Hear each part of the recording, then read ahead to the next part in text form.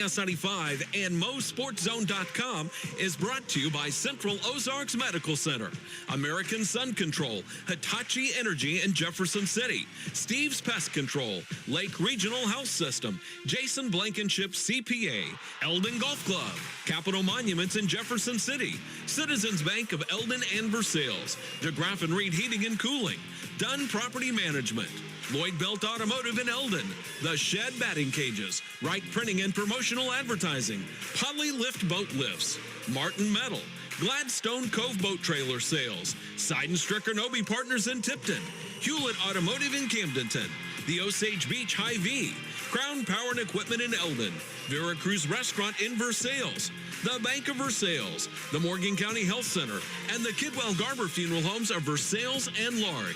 Now, exciting high school football on KS95. Good evening, everyone, Tuba players especially, and welcome to tonight's broadcast of KS95 Sports. We are live in Versailles, home of the Versailles Tigers, obviously, here at Audie J. Walton Sports Complex, getting ready for this conference matchup with the El Dorado Springs Bulldogs. I'm Colton Taylor, the coach Jason Vansel with me. Britt's up on the roof, Mark's back at the studio, the whole family's back together. Coach Vansel, beautiful night for some football. Yeah, it finally cooled off a little bit. It's feeling a little bit better here in this press box. It's usually like a sauna, so I like that. I like being at home too.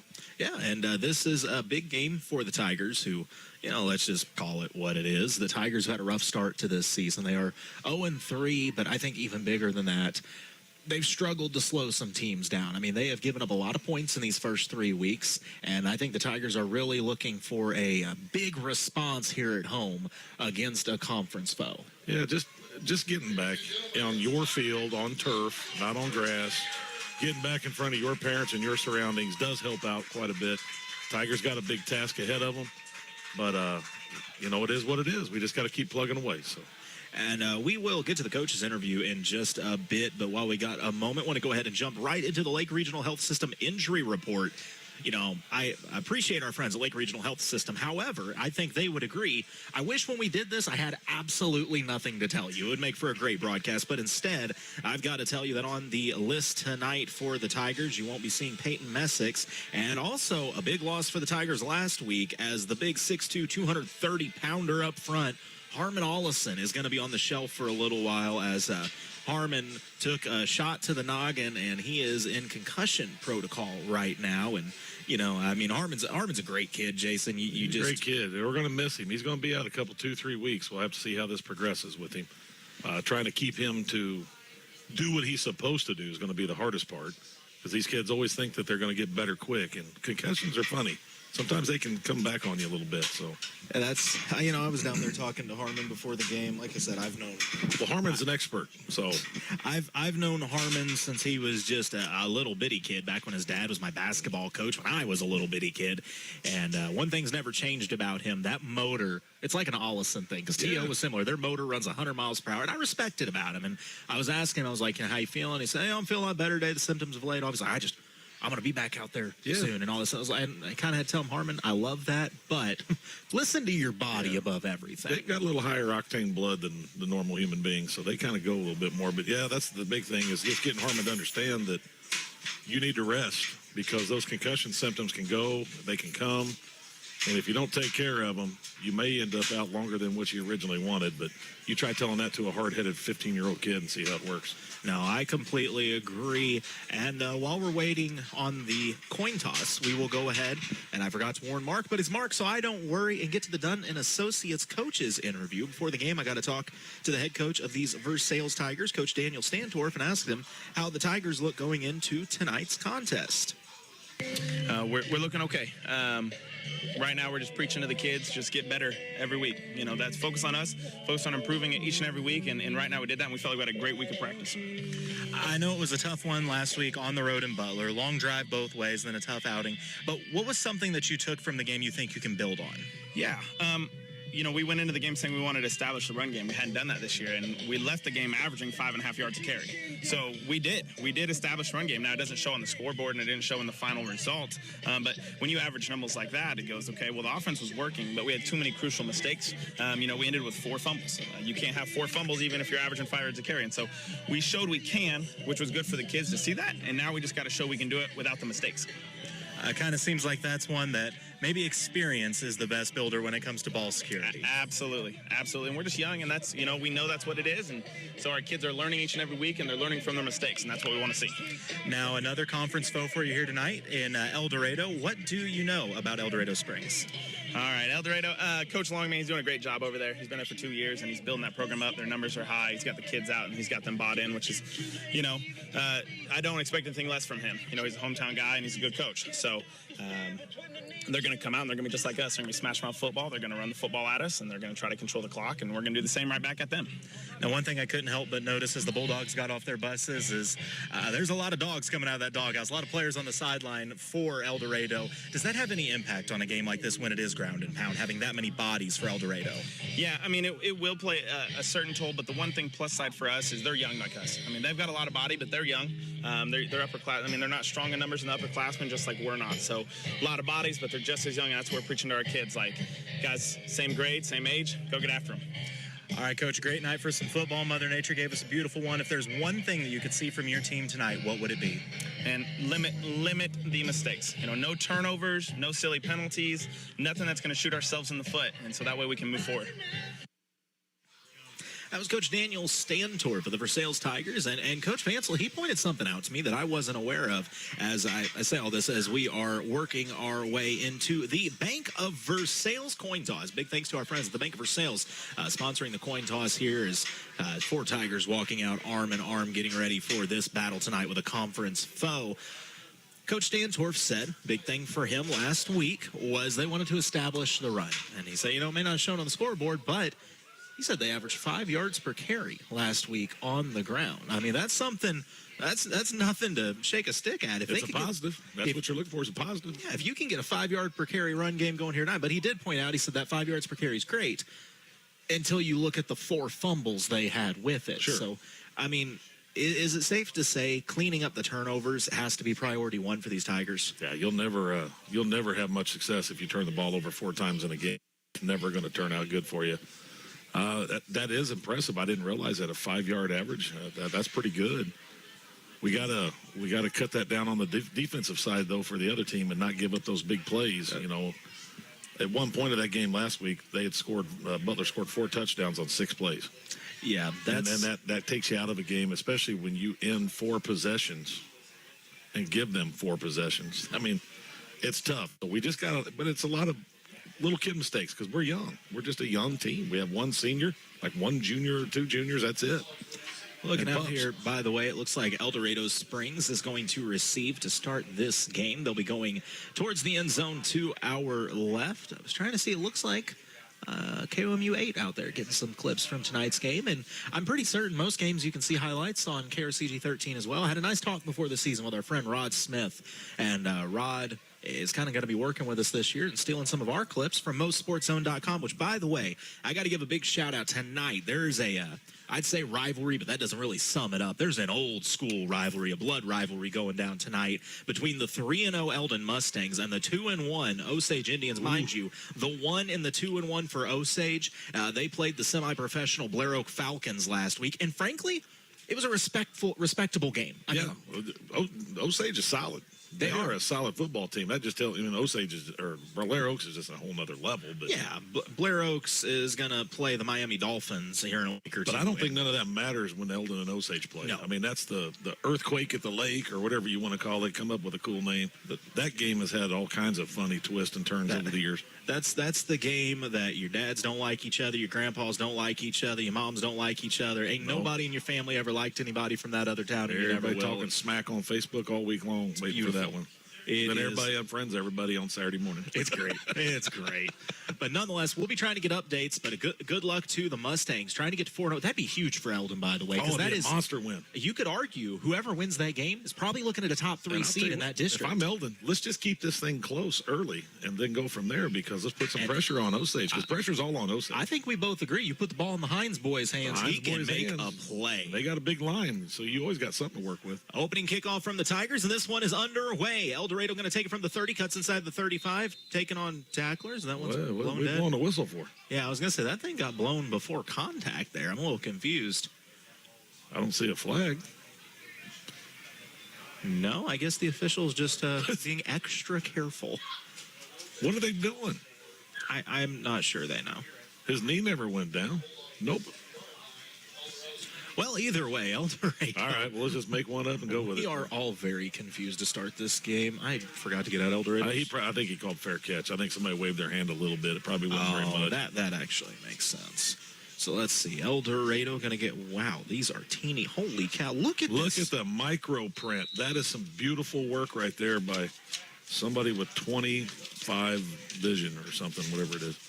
El Dorado Springs, I believe their starting quarterback is Ben Schmidt. He is a senior, 5'8", 200 pounds. That's stout, but it's going to be a handoff right up the gut for the Bulldogs. Trucking through one tackle. Keeping the legs, turning across the 45, shedding another to the 50. Keep going at the 45. Finally brought down at the 43-yard line. El Dorado starts this game with about a 22-yard run, a Martin Metal first down. That was just some rumbling, stumbling, hard-nosed football. Yeah, and that's what Versailles got to cut down on these big plays. We can't just get gashed. We have to make them earn a little bit.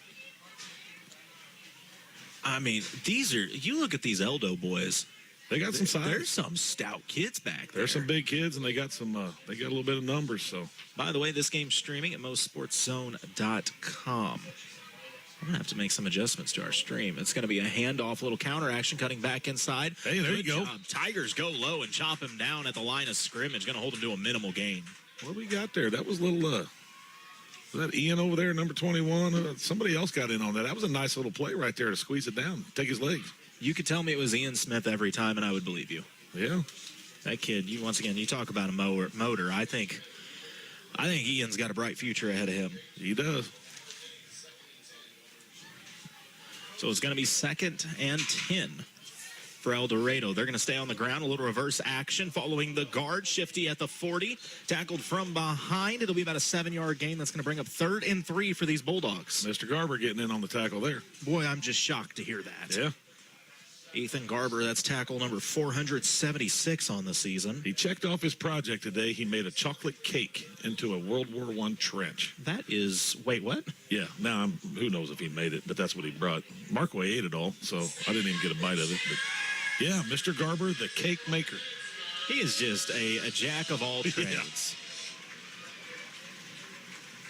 So it's going to be 3rd and 3. Quarterback keeper right up the gut. Plenty of space for a Martin Metal first down, but the Tigers stop him at the 32, it looks like. But still, that will move the chains. That's a solid play right there. That boy's big. I'm telling you, there's no ifs, ands, or buts about it. These boys, when they run, they just drop their head and go. Yeah. Well, I did some things wrong this week, apparently. I do things wrong every week. I don't know what I put where and how I did it. Huh. Either way. It's going to be a new set of downs for El Dorado from the 32-yard line. Quarterback looking to throw. Pump fake. He's going to uncork one. Corner fell down. Receiver dives. Oh, and dropped it. Quarterback just overthrew him by a step. The corner lost his footing for Versailles. If that pass is...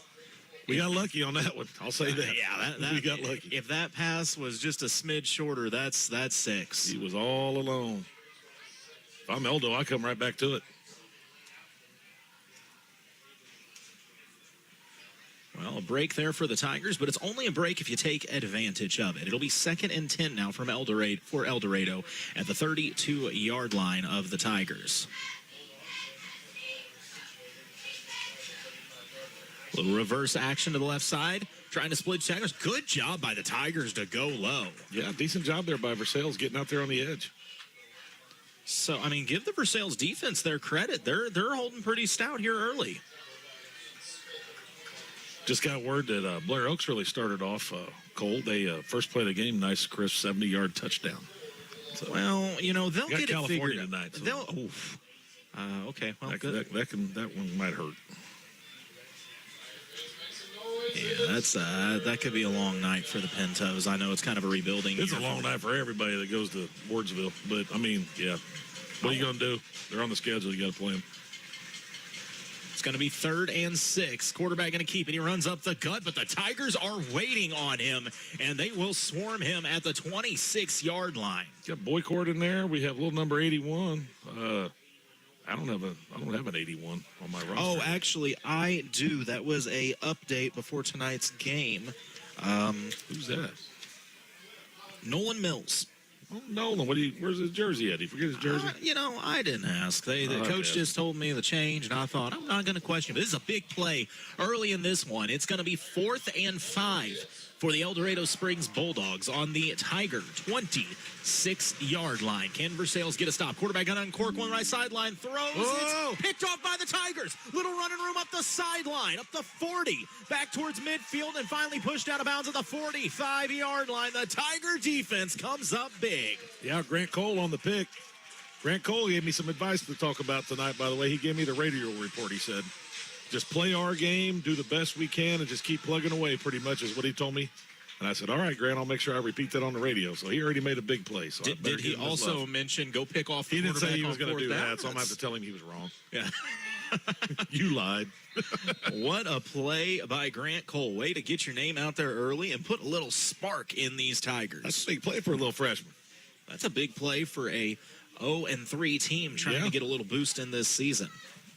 1st and 10 for the Tigers from their own 44-yard line. Ooh, there it is. Run up the gut with some space. There it is. Cross midfield all the way down to the 41-yard line of the Bulldogs. Mr. Garber saw a running lane and took full advantage. That's about a 14-yard chunk. And I like this. Look at Versailles. They're going fast. Let's just get going. Get momentum, and let's go.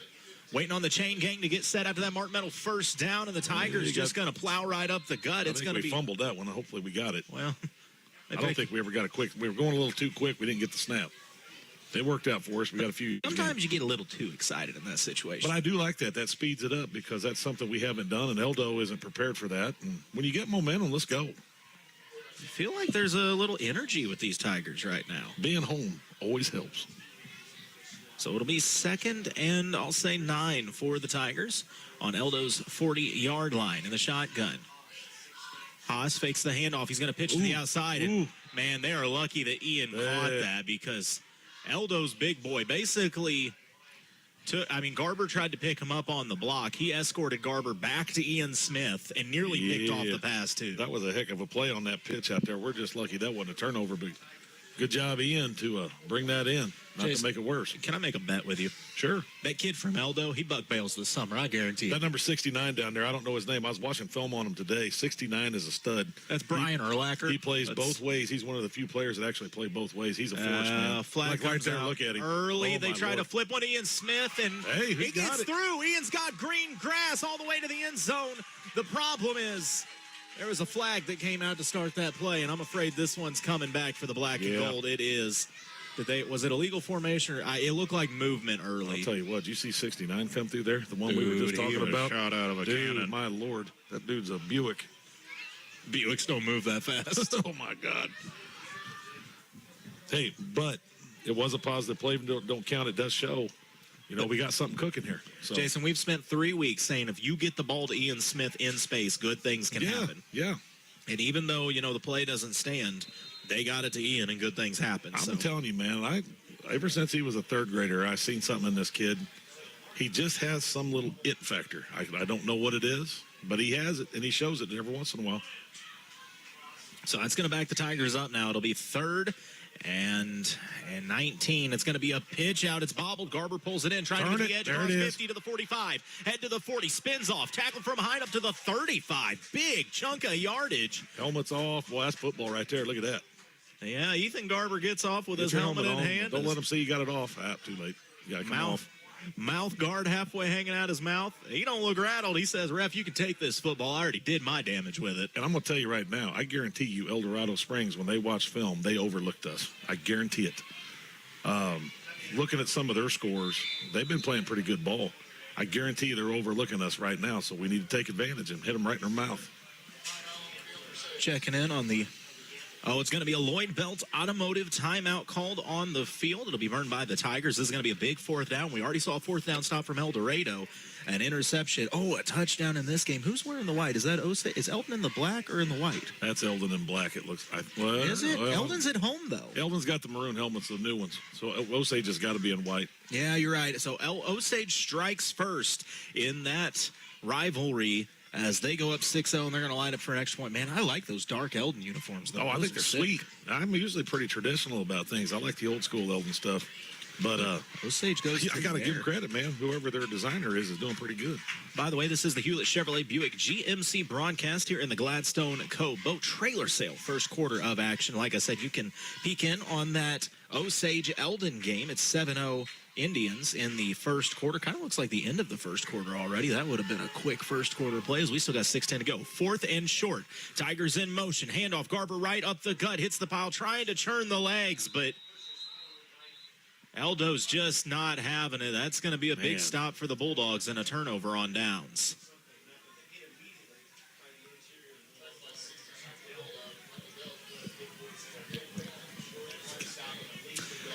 So Tiger defense going to have to reset here, but nonetheless, you've played halfway through the first quarter, and it's been a defensive standoff. Both teams moved the ball a little bit, but Jason, they seem pretty evenly matched early. What's the score? 0-0, right? 0-0. 0-0. And we had a drive. We had some success. So we got a ball game here.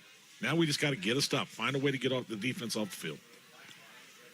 So 1st and 10 from El Dorado Springs. Starting this drive on their own 35-yard line. Got to be a handoff. Running behind the left guard. That's a bulldozer. That is. He looks like old school 1988 running back with a neck roll. That is who I thought was the quarterback, Ben Schmidt. They have him listed as a quarterback, but he's 5'9", 5'8", 200 pounds. Have fun with that, fellas. The quarterback, is Rylan Mays. He's just a sophomore, 5'9", and 50. You better get his ankles because that's a big boy. 5'8" and 200, and he looks like he was squatting the bus after they got to Versailles. Well, he's a big kid. Here he comes. Handoff on the counter. He just runs into a pile of people, and it's like Jerome Bettis. Yeah. It's a big fullback they used to have down there at Tampa Bay back in the day. Mike Allstott. Yeah. There you go. I heard a quote today, by the way. It was they were talking about Xavier Worthy. He's probably going to be able to play Sunday. And they said that he needs to watch Isaac Bruce film. And they're like, why Isaac Bruce? Or not Isaac Bruce. Reggie Wayne, excuse me. I said, why Reggie Wayne? So Reggie Wayne was the king of catch a pass, and if there's nothing you can gain without hitting somebody, I'm going to fall down. Yeah. I'm going to get the first down, and I'm going to lay right here. Yep. That needs to be the MO. Oh, man, watching on the game, Elton establishing the run game early. Nice big chunk. Oh, Eldo with the ball under pressure. Quarterback trying to escape to the outside. Tigers trying to hit him in. He turns it back in, crosses midfield to the 45. And, man, the Tigers had him in the backfield. But after he was able to split contain, he had lots of running room and a Martin Metal first down ahead to the 43-yard line of the Tigers. Yeah, if our defense just fixed some angles there, if we'd come a little flatter there, I think we'd have had him for a loss. But just got to clean those angles up a little bit. 2nd and 2 to go for the Mustangs. They're going to split two out to the left. Hines in the shotgun takes the snap. He's going to hand it off. Running back trying to get to the left side. Shakes one tackle. Short gain near the first down marker. It looks like he might have enough. If you're Eldo able to break one big down the middle. See, I pulled my head to check the other game, and before I knew it, Eldo was streaking down the middle of the field. Ben Schmidt, you said, I think is his name? Bulldozer? Oh, yeah, number 3. Because I could never read that program if I had to. Oh, that kid is an absolute tank. Ben Schmidt, 5'8", 200 pounds. 5'8", 200. I can't get over that. That's another Martin Metal first down all the way into the Crown Power Case IH red zone. El Dorado threatening to put the first points of the game up in this one. They're on the Tiger 12-yard line. Shotgun snap. Little sweep action, shedding one tackle. Just upended and planted, though. Is that Ian Smith? Was that That's Ian. No, it's number 13, right? I thought it was 21. Vera. It might have been.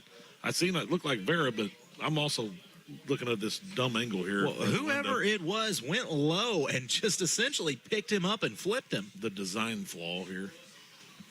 Tell you what, when you're playing a 5'8", 200-pound back, if you can get him off his feet, that's probably the best way to slow him down. Well, it shows you went low when you do what we just saw him do. It's going to be 2nd and 5 for Eldo from the 7. Going to go back to that reverse, turning inside behind the guard, taking on a tackler, diving forward. Going to be short of the end zone, but I think that'll move the chains for a Martin Metal first down, and Eldo's going to have 4 downs to try to get 3 yards. Man, there is no question about it. El Dorado Springs, they want to pound this rock. Yeah, they have one objective, and that's to run the ball. We got big line kids like they do and big running backs and a solid-looking quarterback, man. The only question is, are they going to run around you or run through you? Personally, I don't think they care. Yeah, I think they're all right with either. 1st and goal in the shotgun. Snap, it's going to be a handoff right up the gut. Is that human tank that we've been calling Ben Schmidt? First 6 of the game go to Eldo. That's a good-looking dude, man. That's a throwback player right there. Yeah, that's not a running back. That's a fullback. That's an extra fullback. It looks like a really good right guard that's been moved to the backfield. Yeah, that's pretty accurate. Eldo going to line up for the extra point attempt.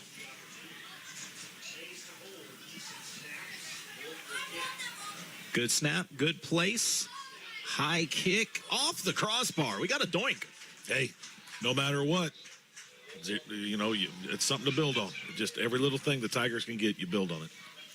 So after what we got on the clock over there? 2:45 remain in the first quarter. It's Eldo 6, Versailles nothing. You're listening to KS95 Sports. Custom railing stairs that gleam. Awnings made just like your dream. American Sun controls the name. Since 1985, they lead the game. Screen enclosures keep bugs at bay. Enjoy your summer every day. Family owned and local too. American Sun Control. Made for you. In a world where energy powers your every moment, one company dares to go beyond keeping the lights on. Hitachi Energy in Jefferson City is looking for new team members with manufacturing skills. If you have experience in welding, painting, cabinet assembly, and can operate a fork truck, then you can join a team that inspires progress. Change your future today at Hitachi Energy. Go to hitachienergy.com and click on careers. Eldo strikes first in this one as they lead 6-0. The Tiger offense was able to move the ball last time. See if they can get it going again. This return going to be fielded at the 28, across the 35 middle of the field. Trying to shed some tacklers, pushing the pile at the 40 and laying ahead to the 41-yard line of Versailles. That's where the Tigers will start this drive. See if we can get another good drive here. I think number 7 needs the ball a few times, and then we'll give it to number 21 around the edge a couple times and see if that don't work out for us again. I think that's a pretty solid game plan. I mean, I'm a big advocate of the get the ball to Ian Smith in Space Club. But if you can get Garber any kind of seam to get ahead of steam, that kid's a tank in his own right. Yeah, I mean, that's been our combo, and that's what worked the best last week over at Butler, I thought, for us, was that little combination of those two. Because we had a good drive there, I think, in that third quarter last week, and it was a lot of those two kids. So a little communication between the officials as we'll get ready to start this drive. Haas in the shotgun. Garber lined up behind him in this flex bone lineup. Take snap and give it to Garber. Garber, immediate contact at the 41-yard line. It stood up and put down for no gain. Garber didn't really have much of a chance there. No, they all get to the ball pretty good here. So it'll be 2nd and 10 for the Tigers. Harmon down there giving Coach Cooper some advice here on what to do. It's always nice of Harmon. Yeah, Eldo going to burn their first Lloyd Belt Automotive timeout of the game. Oh, I promise Harmon's got plenty to tell you. Whether you want to hear it or not, Harmon's got plenty to tell you. He's got a tablet in his hand or something. They've gave him a responsibility. No, he's playing Angry Birds. And is that what it is? Yeah, he's definitely playing Angry Birds on that thing. He's that. I'm only saying this because I love the kid. I hope he's not keeping stats. Well, he better quit talking to everybody if he's going to.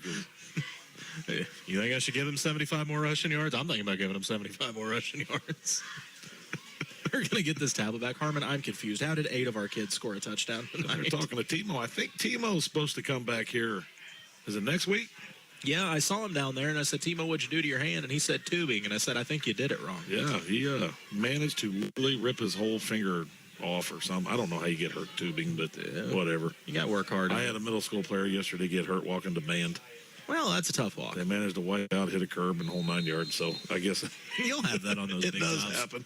2nd and 11 for the Tigers from their own 41-yard line. Little motion right to left. It's going to be handoff Garber right up the gut. Yeah, keep plowing. Man, he's just taking on tacklers, but there's no room to work there.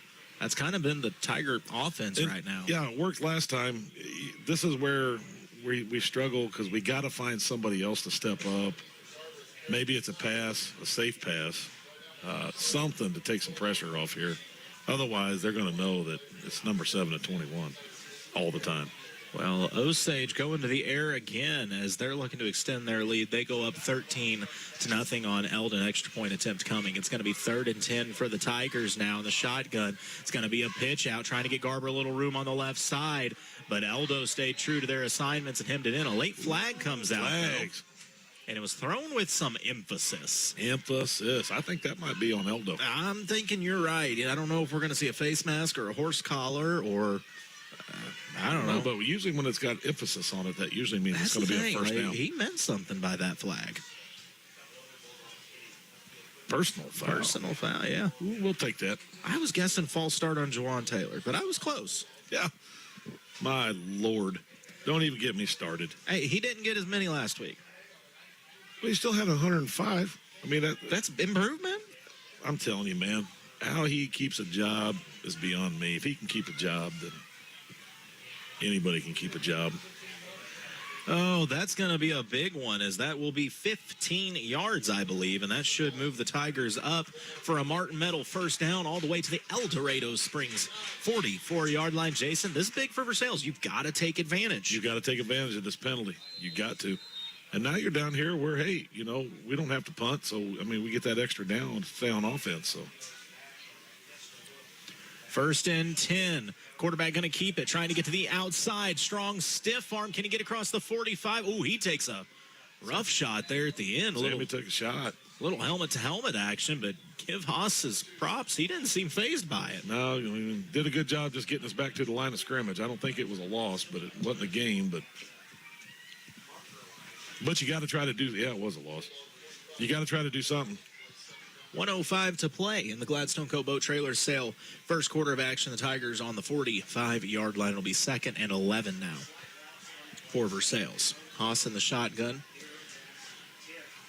Once again, tight flexbone formation. Going to hand it off. Ian Smith trying to get to the left side. He follows the guard. He's got a little seam across the 40, barreling into a defender at the 36-yard line. That's going to be a nice chunk of change. 9 yards for Ian Smith on the counter action. He sees things other people just don't see. I mean, that's that it thing that he has. I think we're missing something. He's fast. He's fast. But, yeah, you put him straight ahead, he's fast. But he is shifty. His thing is the side to side. His lateral motion is as good as any running back Versailles has ever had. I've tried telling people this before, because I'll talk about with Tyreek Hill. Yeah, straight line, he's going to outrun you. That's scary. What's scarier is his side-to-side movement. That's where he cooks. The last player I remember we had kind of like that was Spencer Sears, which is a kid that played 20 years ago, approximately. But very few kids have that little lateral movement like that. Did we get a cheapie on them, or did we get a cheapie on us? Somebody jumped. Tigers were going with a little hard count action here, but a whistle before the play. Was it a timeout? We don't act happy. No, excuse me. It's the end of the quarter as the clock puts up zeros. After one, Tigers trail 6-0, but they've got the ball in El Dorado Springs territory. When we come back, you're listening to KS95 Sports. Oh, man, look at this bozo. He thinks he's gonna have a day at the lake with his family. Wait till they see what we built last night, dude. He thinks his lake home is nice. And he thinks he's, like, master angler. Oh, please. I caught 7 moths last night. All right, dude, here he comes, All right, I'm gonna try to get in his mouth, dude. Welcome to the lake, dude. Nasty lake spiders on your dock? Not your friend. Your friend in the pest control business is Steve with Steve's Pest Control. I'm Steve, your friend in the pest control business. Pests are relentless and persistent. That's why they're called pests. When any of my crew from Steve's Pest Control come to solve your pest problem, the problem will be solved. I guarantee it. Now you got a friend in the pest control business. Steve's Pest Control. We're back here as we get ready to start the Seidenstricker Nobi Partners second quarter of action. As I try to fix my microphone, I thought I had a frog in my throat, but ribbit. Yeah.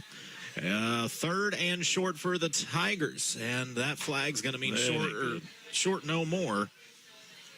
Yeah, we just shot ourselves in the foot. Well, it was a clean shot, at least, as the Tigers are going to back it up now to 3rd and 8, 3rd and 9. We're just not a team that can play with penalties, man, because we already have enough going against us. And, man, beating the other team's hard enough. We don't want to have to fight against ourselves here and make mistakes. So the Tigers, I mean, it's 4-down territory as well, so it's worth noting, either way, Tigers were going to be looking at 4th down no matter what. We need to pick up a sizable chunk of this here, at least right here. Make it manageable. So 3rd and 9 for the Tigers. And the shotgun is Haas. Little motion right to left. They're going to go right to Carbino. Quarterback keeps it. Ooh. He's going to run. He's got some space across the 40. Takes on tacklers. Barreling ahead. Ooh, I think he's just short, but I think... that's a nice chunk, though. That's a nice chunk. We had to pick up a big piece of it. Some extracurriculars afterwards. As a kid from Eldo, thought it was okay to ride Haas to the ground as Haas started to give up. Gave him a little extra push back into the dirt, and Sammy had a few words for him afterwards. I like Cash Boycourt over there jumping in a little bit. I like that. Hey, you protect your quarterback. That's how it is. You want to give a little extra shove to my quarterback when he's on the ground. I'll see you for it. I don't condone that kind of stuff, all that stupidity, but I'll tell you this. When somebody does something to your quarterback, that is your job as the other players. It doesn't matter what somebody says. You got to go have their back, otherwise you lose credibility. And I like seeing Cash over there discussing it with the official. Cash ain't even a lineman anymore. Cash don't even talk. So if you got him talking, gave him a stern look. You've done something. 4th and 1. Big 4th down here for the Tigers. Oh, the snap is bobbled. Tigers, I think, were able to dive on it, but it doesn't matter. It's going to be a turnover on downs. That hurts. That hurts. After a great play, and then we come back with that. So that's 2 major shots in the foot right there. We ain't going to have no foot left. Going to switch to the other. El Dorado going to take over on their own 37-yard line. So tough break there. I mean, once again, that was some hard-nosed running for Sammy Haas as he got popped pretty good at the end of it. But I like But we drove the ball again. Yes. We had a drive. So the real question is, for the Tigers, can you put out a blockade to stop Ben Schmidt? You're going to... Yeah, but he's having a lot of success, and they're going to ride him until you can't no more. So. Kid comes equipped with 4-wheel drive. Your backers better be coming forward. Mays in the shotgun for El Dorado. Schmidt on his right hip.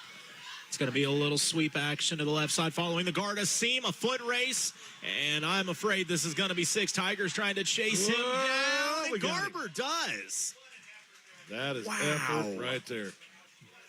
Big run for Cole Caldwell, the senior running back, but give the credit where credit is due. Ethan Garber could have stopped on that play in midfield and instead turned on the Jets to run him down. 99.99% of Missouri high school football players would have stopped on that. He gave his team a chance.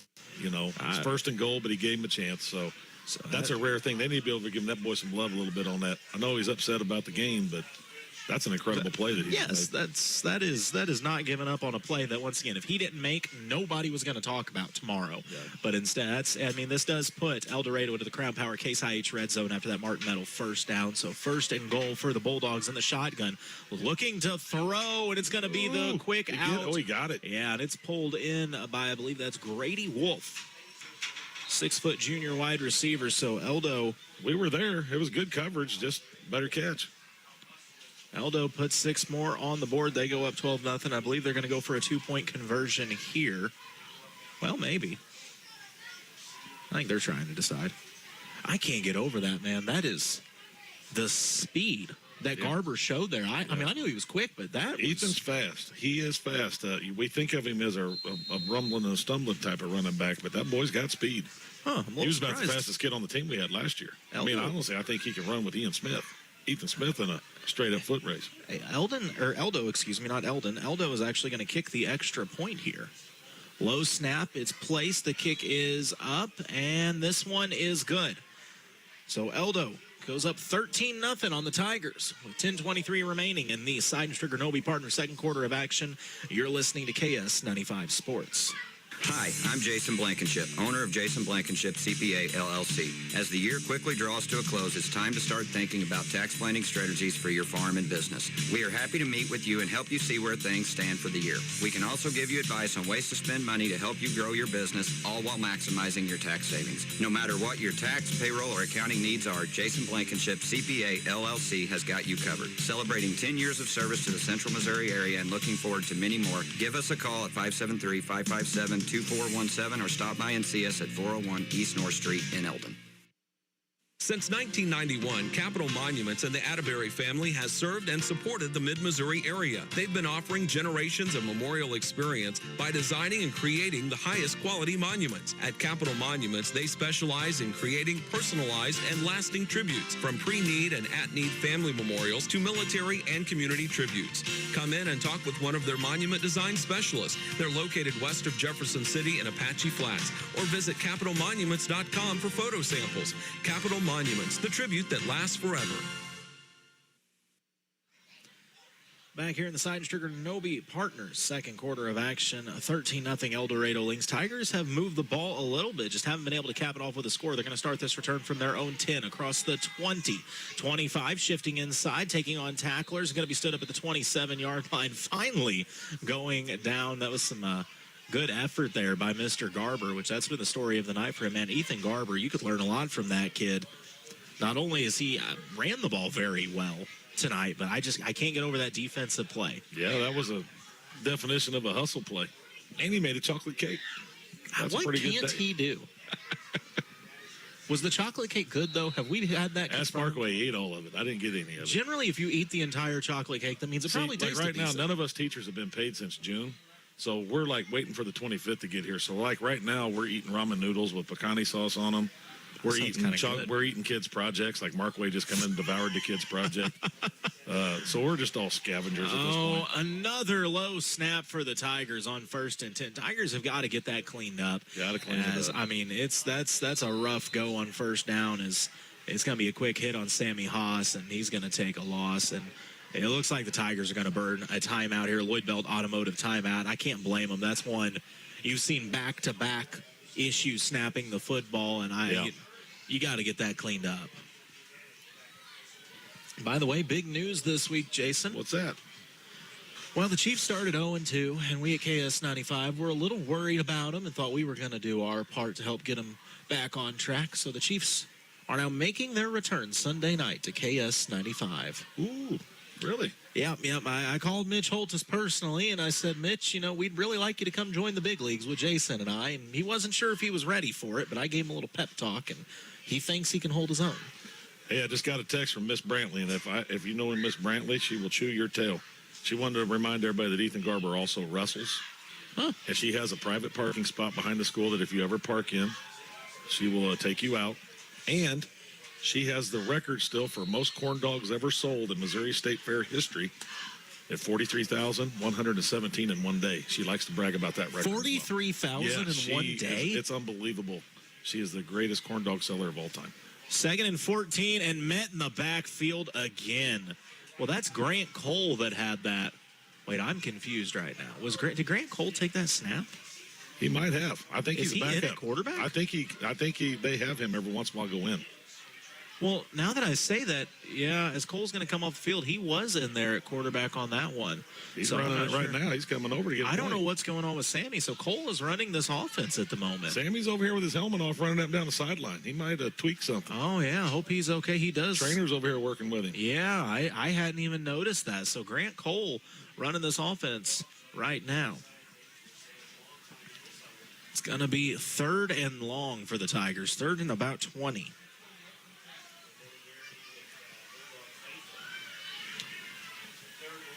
Cole in the shotgun. Tigers trying to get set, and what's the whistle? Tigers are going to have to burn their final timeout with 9:10 remaining in the Side Stricker Nobi partner second quarter. 43,000 corn dogs. It was unbelievable, man. It was in the news and everything. Here's the crazy part. That's at the State Fair, right? Yeah, of Corn dog goes for about $9 at the state And she fair. put mustard on them and everything. It wasn't just handed to you plain. Can we she talk was about working. the amount of money that was exchanged? That's like $40,000 worth of corn I know. dogs. That's why they gave her like a medal or something, the Missouri Medal of Freedom for most corn dogs sold in history. It was unbelievable. That's how you get the Medal of Freedom. I don't know. I'm literally making this up and just not looking forward to going to work on Tuesday. Man. Because she's going to let me know about it. That's she just don't I take love her you, parking Miss spot. Brantley. You've always been great to me. Just don't take her parking spot.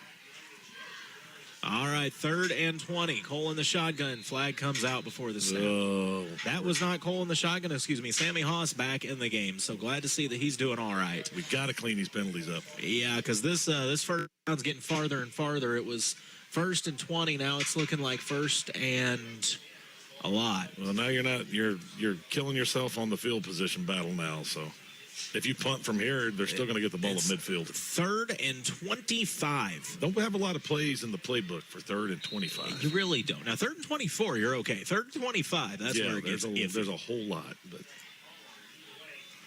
3rd and a country mile for the Tigers. And the shotgun is Haas. I think you got to go to the air here.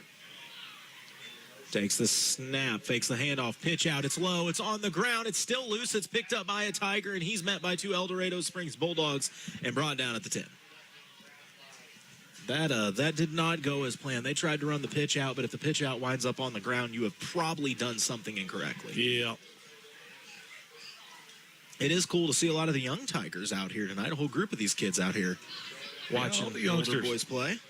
I think their first game, the MCAC season kicks off tomorrow, I believe, at Eldon. So if you want to watch about 9 football games tomorrow and go out and be around about 2,000 people, tomorrow is the beginning of the MCAC football season. Tigers going to have to punt from their own end zone. Whoa. It's blocked back into the end zone. Still a live ball. Versailles runs back and falls on it. That's going to be a safety. Better than a touchdown. That's way to find a positive, Jason. It's what I'm known for, looking at the bright side of things. I've been told that by a lot of people. I am as bright and sunny as Darth Vader. That's, he was nice at the end. In fact, I'm wearing all black now. Oh, so the Tigers get the punt stuffed and recover it, but a safety for Versailles. So now they'll have to punt this one back to El Dorado Springs with 7:51 remaining in the Seidenstricker-Nobe Partners second quarter of action. They find themselves trailing 15-0. I was going to look over real quick and see. The last update, it was Osage over Eldon 14-0 as I check in on Craig and the crew on Cool 102.7. And it is still 14-0 as Eldon just had to punt it to Osage, and a nice return for the Indians all the way out to the Mustang 37-yard line. So pretty good battle going down there. Oh, yeah. Hey, well, if you don't mind, Colton, I had some girls that did some great stuff. If you care if I give a little shout-out to some of the cheerleaders tonight? Go for it, and I'll also tell you that Kyle left you a whole write-up. Yeah, we'll get him. These girls here, a lot of these cheerleaders never get mentioned. I want to mention them real quick. Coach Studer, Megan Studer, a former student of mine, done a great job with these kids. And there's some great kids down here on this sideline. Andrea Bertelli, Anna Jester, Jazzy Baker, Sophie Fowler, Ella Pryor, Reagan Wilson, Reagan Albrecht, Addison Bashinen, Mackenzie Bullard, Ellie Calkins, Lily Gwinnett, Star Witt, and Kyla Allenball. These girls have done a great job down here on this sideline, and they've done some great stuff in the classroom. And I just, I wanted to give them a little shout out. And I know their coach said that they would absolutely love it because they just don't really get a lot of mention a lot of times. So good job, girls, and good job, coaches. And just know that you are seen and you are appreciated down there. Listen, I'll be the first to say it. I could never be a cheerleader. You got to have an athletic It's ability. tough. That I did never it for possessed. a couple years, and You were a fly girl, right? I was the person at the top of the pyramid. That's what I thought. On the return from Eldo, a seam up the middle, ahead of steam all the way to the 35-yard line of the Tigers. That's some pretty good starting field position for the Bulldogs. Yeah, I mean, like I said, you ever seen that movie, Bring It On? Yeah. Yeah, I watched that. Actually, no, but I'm going to say yes because every time my wife or somebody watched it, I always walked away. I'm not going to lie. Listen, it got turned on. I watched the movie. I'm a like, Sopranos look at guy, that. man. There's never going to be Bring It On coming my way. Whatever. That's right. Just don't tell me how Pretty Little Liars ended then. That's fine. But You catch Jason and I having a Riverdale marathon here in a little while. Wow, that would be an image. I'll bring the popcorn. First, this broadcast is just already just going trying to show up. 1st and 10 for the Bulldogs of El Dorado at the 35-yard line of the Tigers. In the shotgun, a little motion. They're going to hand it off on the sweep, running to the right side. Blockers out front, inside to the 35, cross 30, 25, 20. Running room, but a flag coming out from behind. It's a touchdown, but I think this one's coming back. Yeah, that's coming back, but I'm going to have to give Eldo credit, man. They blocked that about as perfect as you could, and that cutback lane just opened right up. Holding on Eldo. So I got to ask, Jason, you were a lineman. When you put a block down like that and you see 7, and then you look back and know that one of your teammates held, do you just want to go up and just slap the kid on the back of the head and be like, why? I just try to walk back to the huddle and stay out of the way. It is frustrating when you take away somebody's yards like that, but it happens also. I mean, but as a lineman, isn't your job to be in the way? It is. You just got to always remember to move those feet. A lot of times those holds come from not moving your feet. You just try to grab them with your hands instead because it's naturally easier. That's fair. I have this discussion every day with middle school linemen. Blocking is with your feet, not with your hands. I just had an image of a middle schooler trying to drop kick somebody on a block. So, Coach, you said it's with your feet. I'm noticing that at 50, it's getting harder to coach younger kids. Oh, I think it's just me. Probably. 1st and 12 for Eldo. Quarterback going to keep it. He's got a little running room on the left side. Follows the block across the 35 to the 20 and blows a tire at the 15. Goes down. And I'm going to be honest, if he hadn't blown a tire, I think he may have got paid dirt. Yeah, we used to run that play here at Versailles back years ago in some of the old days. The old jet zone. You hit them with the jet sweep, and then you come back, and the quarterback keeps it going back on the jet zone. So please tell me that was a Kobe Williams play. No, it's actually way back before that. I'm sure Kobe probably ran it with Coach Silvers, but we used to run that back in the day with, I can't remember if it was Maurice Moyer or Jesse Loganville. I can't remember which one it was back then, but we used to run that play quite a bit. Hit them with the jet, then you come back with the jet zone and back the other way. That's Mark Metal first down into the Crown Power Case IH red zone. 1st and 10 from the 16. Handoff Eldo up the gut. Big seam is just dropping his head and piling forward. An 8-yard gain going to go to the senior Ben Schmidt. Good thing Grant Cole, good thing he's short because it helped him get low. Yeah, here's a size comparison. Grant Cole at 5'6" and 115 as a freshman just went ahead and took on 5'8", 200 pounds. An 85-pound difference. Hey, Grant went down low, man. That was 85-pound difference, but it's only 2 inches in height. 2 inches in height. But golly. 2nd and short. Ooh, that looks like the they're setting reverse up a reverse. bobbled. Yeah. Did Eldo get that back, though?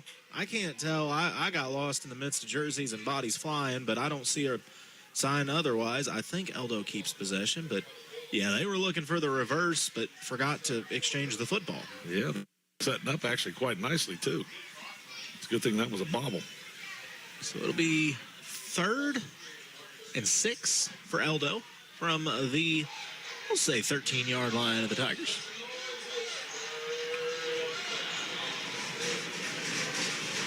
Little Tigers getting into it on 3rd. Look at them. Get it, fellas. Stomp it. It's going to be a little reverse action. Eldo finds the seam, and they find the end zone. It's going to be a 14-yard touchdown run that time for, I believe it was T.J. Williams, the senior wide receiver. I don't think they stomped their feet enough. Well, somebody tell them they'll start stomping more. Then you won't stop them. So a tough spot here for the Tigers as it was a back-and-forth exchange for the first half of the quarter, but Eldo's starting to open this thing up a little bit. Tigers need to find offense soon. They got to find something positive right now because you can just tell the body language isn't as good for Versailles right now. So Eldo was, averaging probably 3 or 4 yards a carry for the first quarter and a half. And now on the 2-point conversion, going with the reverse, rumbling, stumbling. Look at the big boy. Who is that kid? What number is that? Is that that is a Mack Is that truck. a line number? Oh, my That's gosh. number 69. Is we that just handed it to a lineman. That is Michael Delk. Somebody might want to look. Is that legal? 6'2", 250 pounds, just rumbling, stumbling on a reverse. Sure. I thought he pulled off the end of the line and got the ball. Wright City used to pull that stuff, and we'd argue about it, but it was always too late. But all that I know I'm not sure that is was legal. That is That just seems unfair. You got a 5'8", 200-pound running back, and you just gave that 6'2", 250-pound boy the ball. I mean, and I don't know that that's accurate. I don't mean this mean. No, he looks a little kid. bigger than that. He's a big kid, man. He's a big kid. He's a solid player. Wow. I did not expect that. You told me they were going to reverse. I believe that, but I did not see the lineman taking it. Because that's the linebacker you were saying, though, that makes all the plays, right? No, that's the big D lineman. And Oh. He's the right tackle, I believe, and D lineman. For the He's folks, a stud, man. For the folks at home, that's the equivalent of the Chiefs running a reverse with Chris Jones. We would run it with Taylor, but he would jump. That's fair. Aldo to kick off. It's going to be fielded by the Tigers at the 32-yard line. Hold on to it. 4 Bulldogs there to make the stop on the return for the Tigers. That was Devin Montavi. Montavi won it. Montavi, yeah, I went blind with this. Is the worst time to see in the press box. Yeah, we need a light. Blair Oaks is struggling at 44-0 with 6:30 left in the first half. Man, I hope they get their offense figured out. I know those poor that guys. they're going to have a talk or something. Yeah, they really are. But, jeez. Do you realize, like, if you're at Blair Oaks, so what's a disappointing year in football? You only won 9 games? I don't know. Right now, they count rings. And if it's not a ring, then it doesn't count. Out of the shotgun, Tigers going right up the gut. Hard-nosed. That's a nice play. Hard-nosed rumbling, stumbling football for a 4-yard game. Is that Garber? I'm assuming that's Garber. Yeah. I mean, yeah. Garber is just stout. 5:30 to play in the Side Sugar Nobe Partners second quarter of action. So if this all Tiger line, if you can just block for a second and give him a yard, he'll get 4 more on his own. He will. Then we're off and going. Garber does a great job of just keeping his legs churning. 2nd and 6 for Versailles. Handoff, Garber up the gut. He's got a seam, a first down and more. He just dropped somebody. Oh, it my takes Lord. 5 more Bulldogs to bring him down. He's up to the 45-yard line. I think they carried him for about 2 yards. Ethan Garber with authority. He just laid somebody out on that run. You get him in open space, man, he's dangerous. That's got to be one as a coach that you pat him on the back and say, son, I want to see it again. That's a hard-nosed Martin Metal first down. That also, we have the CMC healthy hit of the game. That's supposed to be a defensive play. Can we give that to Ethan Garber for popping a linebacker? I was going to say, man, he was headhunting. Jeez, that kid just lowered the boom. Have you got a fan club in here tonight, Jason? I don't know. What's going on? I don't know either. I'm confused. What do they do? In motion, handoff, Garber up the gut again. Another seam, just lowers the shoulder for a 5-yard gain. Ethan Garber's taken the Marcus Allen approach. If I can't outrun you, I'll go through you. I think we have a fan club since we've talked about doing the podcast. That's what it is. It's all the people just wanting to jump on board of that $1 million train that's about to be born. Don't blame them. That's what it is. Well, they want to know what's going on in our brains. They know the... Well, they know what's going on in mine. It's a empty space. My hamster was on the wheel for a Pinball while. in there, rolling around. He's been taking a nap for a few years. They're going to go right back to Garber and why not? He gets stood up, but the line starts pushing him, and it's going to be a short game, but about a 3-yard game. That's going to make it 3rd and manageable at the 37-yard line of the Bulldogs. Now, this is when, on the last 2 drives, when we had a 3rd and manageable, is when we either had a penalty, I think we ended up with 2 penalties, or a bad snap. This is a very obtainable first down, but we got to clean it up. With 3:40 to play in the Seidenstricker Nobe Partners second quarter of action. Tigers need some points. They're down 23-0 in this one in the shotgun. It's Haas. Little motion right to the left, takes the snap. He's going to keep it. Running to the left side, just tries to take on a tackler at the 36, but can't really move for much. It's going to be maybe a 1-yard gain. That's going to make it 4th and 2, 4th and 3 maybe. I'm working on getting us some burgers now, Colton. You are. You want a couple of them if I can get them? Just one's fine for me. You are a legend. You can offer a headset as trade. If they want to come on up and jump on, I don't care what they talk about. Well, I don't know who's working down there. They might be having a worse mouth than me. 4th and 3 for the Tigers. Trying to keep this drive alive. Shotgun snap. Going to go to the sweep. Oh, my. El Dorado must have got a copy of the playbook because they went to the reverse on with Ian Smith. Problem is, by the time it was handed to Ian, 2 El Dorado Springs players already had arms on him. That's going to be a 2-yard loss to the 40 and a turnover on downs back to the Bulldogs. Man, it seems like every time Versailles gets a little momentum going, Eldo's had an answer. Yeah, they just always have just a little bit more. And we've kind of let a couple drives fizzle out here. Well, we still are making positive plays, though. And kind of in the danger zone right now are the Tigers, down 23-0. Eldo looking to throw. A run on the quarterback, but it's uncorked, caught at the 50, up to the 45, up the sideline to the 40, finally taken out of bounds at the 35-yard line. Big throw and catch. That's going to be 25 yards for El Dorado Springs and a Martin Metal first down. Boy, Court Cash just got there and leveled the quarterback, and man. By the way, Osage leads Eldon 21-0 now in the second quarter, so hopefully the Mustangs can fight back in that one, but not what they were looking for.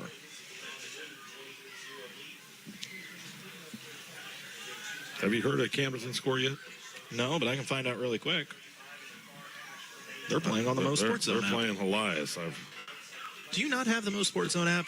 Shotgun snap, faking the handoff. Eldo looking to throw again. Instead, the quarterback going to take off. He's got a lot of room up the left sideline. Across 35 to the 20 and out of bounds, tiptoeing at the 18-yard line.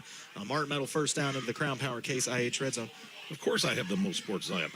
I'm putting it on there right now. I cannot believe. How many games have we done together on that app? Well, I'm an idiot, Colton. You forget that sometimes. You want a Elias Camdenton update? Sports. You want a Elias Camdenton update? I thought it was a website. It's an app now, too. Well, I didn't know that. Jason, you want an update? Because I got a number for you. It's the little green one with the state of Missouri, right? Uh-huh. All right. It's second quarter. It's 42-0. I was hearing that it was bad. Some of the quarterback going to keep it. Runs up the gut across the 15 to the 10 to the 5. Diving for it. Another touchdown for El Dorado Springs. That one going to be a quarterback keeper. Doing it all on his own. That is Ryan Mays, the sophomore. So Eldo has found their offense in a big way. They lead 29-0. Yeah, they're kind of busting this one open now. 2:18 to play in this first half of action. Eldo going to go for the extra point this time. Well, this app's nice. I know, right? I've never heard you talk about it before. I swear. Extra point attempt is up and good. I'm going to teach Jason about technology. We'll talk about more when we come back. You're listening to KS95 Sports. With a Citizens Bank debit card, you'll never have to wonder if your check will be accepted. Hi, this is Ryan Pryor from Citizens Bank of Eldon and Versailles. You can use your card anywhere a MasterCard debit card is accepted. To make purchases at your favorite merchant, get cash in an ATM, or to make a purchase online. Your purchases will be deducted from your checking account and will appear on your monthly statement. Ask for an application. Member FDIC. A hometown bank, a hometown friend. When you're looking for a new furnace or air conditioner, price is important, but warranty, reliability, and efficiency are big factors too. At DeGraff & Reed Heating and Cooling, you'll receive very competitive pricing on the industry-leading AirEase products. Every AirEase product is built on 80 years of experience, testing, and research. Servicing the Lake and Jefferson City areas for nearly 15 years, DeGraff & Reed Heating and Cooling for reliable products offered by reliable people called DeGraff & Reed Heating and Cooling. Little Ram Jam playing here in Versailles. I got to give Kyle Nalowski a lot of credit. His playlist, pregame, it was on point. Skunk knows how to get it done, man. Man, he had me fired up and ready to go. You got a little old school music in him. El Dorado to kick off. Tigers going to return from the 34-yard line to the 40. Ooh, Montevi took a smack. Montevi had one direction there, and it was straight as hard as he could. Well, he took a shot, boy. Yeah. A little slow getting up from that one. That was rough. So the Tigers will start this drive from their own 42-yard line. Yeah, the Lakers not faring too well in their battle with Elias. Eldon finds himself down 21-0 to School of the Osage. See, I say his name and he appears. Look at that. You know your mic's... Hold on. Your mic's still on. Let me cut that. No, I was just saying that Konolowski has the best playlist in mid-Missouri. I mean, it's not even debatable. And if you say that you heard us talk about him on KS95, they'll give you free golf lessons. And he just closed the door and took away all the air conditioning, so now I'm mad at him again. All right, go fight him. All at once a little bit. We don't need a lot. They told me if I bring an AC in, I can mount it in here. So I'm going to get one off the country sale, and we're going to make it happen. Do they sell those on there? They sell everything on there. 1st and 10 for the Tigers. It's going to be a pitch out to the left side. Trying to room is Ian Smith's spin move. But, man, Eldo, they gang tackle very, very well. And they're going to bring him down for a 2-yard loss. Ian a little slow getting up there. Eldo looks like they are dialed in, and they know what we are doing. Man, I will just say this. Losing a game by 30 is bad. Losing a game last week by 62 was rough. I can live with sitting here and calling, rough losses if you're learning. It's when the kids start getting up a little slow and start getting roughed up. Like, I hated seeing that happen to Harmon last week. And that's my big thing, is above all, as long as they're learning, that's great. But, man, just want to see these kids be safe and make it through, without any major And that's the injuries. thing, being a young kid, being these youngsters like this is grueling to try to play a full 10-game varsity season. It's tough on you when you're a young kid.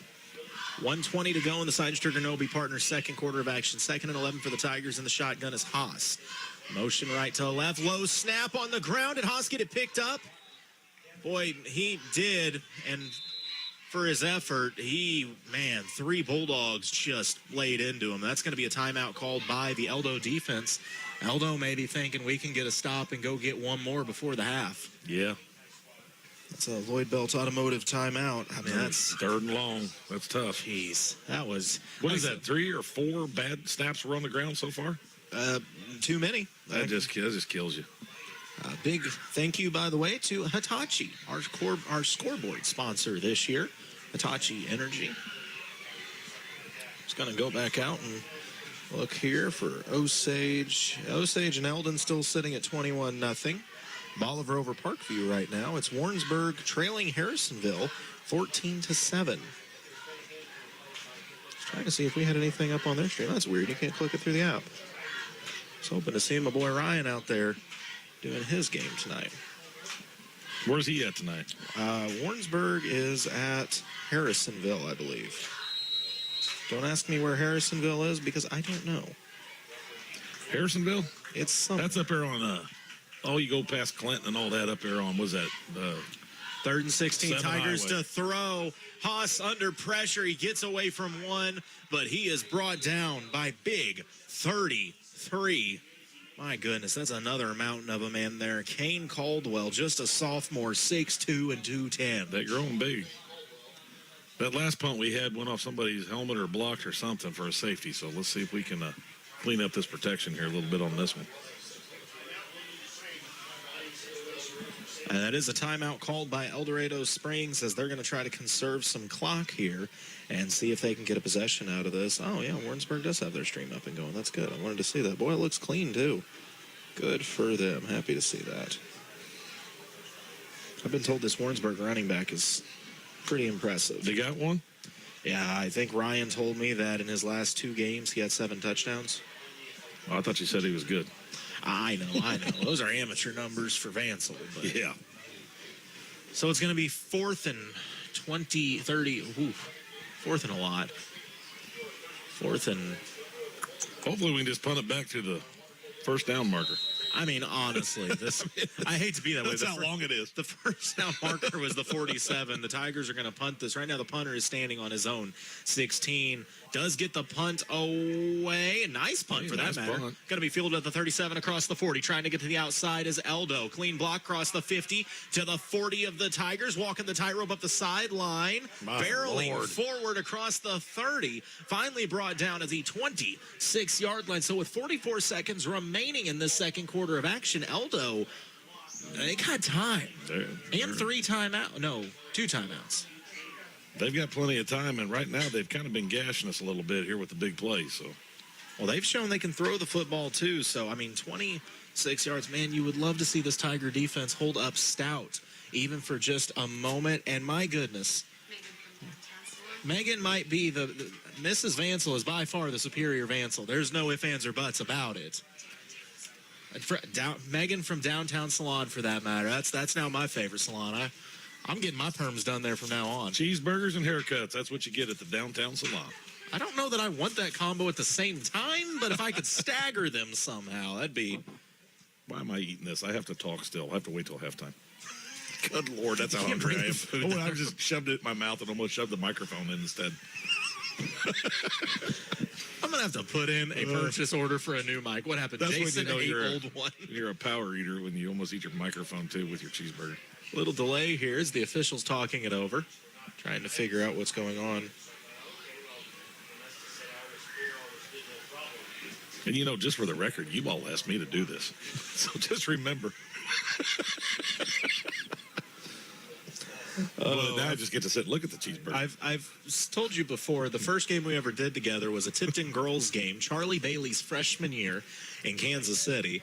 And, I mean, in all honesty, yeah, my normal play-by-play or color guy at the time couldn't go. And I remember telling JT, I've never met this guy. It's going to be awkward. He's creepy. He's weird. He's odd. Well, I was worried it was going to be quiet. Like, I'm like, man, it's going to be a 2-hour car ride. And we're not going to say 2 words. Shoot. 10 minutes into that drive, I was like, he is as messed up in the head as I am. This is going to be great. That's the awesome thing about me, people. Everybody figures out, usually in the first 10 seconds, you either love me or hate me quick. And apparently we had good barbecue that day. I remember that, too. That's cool. We did. The official just did the Macarena. I'm not really certain what that means, but the football's moving the other direction, sort of. Fire up the music, then. So I don't know what's going on. Now the ball's back to the 34-yard line of the Tigers. So that's where Eldo started. That was we're re-kicking. Oh, I got you. Okay. What are we doing? What happened? Confusion on the punt, so the Tigers will re-punt this thing. And this punt is going to hit. Look at there. Wow, that's a better deal right there. Still rolling. Picked up at the 20. Eldo going to try to return to the 25. Across the 30. Looking for a block on the right side. Across the 40, 45 midfield. Diving forward to the 49-yard line. So a big return, but nonetheless, still the Tigers able to help themselves out there. Eldo, I'm confused by their coaching staff. They are flapping their wings. That's either a play call or it's a little warm over there. They're trying to move That's a play call. That means there's a pass coming. Watch for the pass. 29 seconds to play in this first half of action. Eldo's taken this punt back twice. We're not really sure why. Ooh, I don't like seeing that. A Tiger shook up on the bench. Yeah, I think Colton Klein, he'll be all right. He's a tough kid. Colton's got to be. It's a rough world for us. I don't think he played last week, though. I don't know if it's injury or what, so hopefully he'll be all right here. Watch for somebody going vertical here. I see Kobe and Wyatt down there on the sideline keeping stats. They're probably thinking about suiting up. Shotgun snap, looking to throw his Eldo. Quarterback going to keep it. Oh, there we go. And Garber says no. Nice. Ethan Garber went one-on-one with the quarterback, met him at the 45. He is a wrestler. That's a two-point takedown for Garber. He's a hammerhead, man.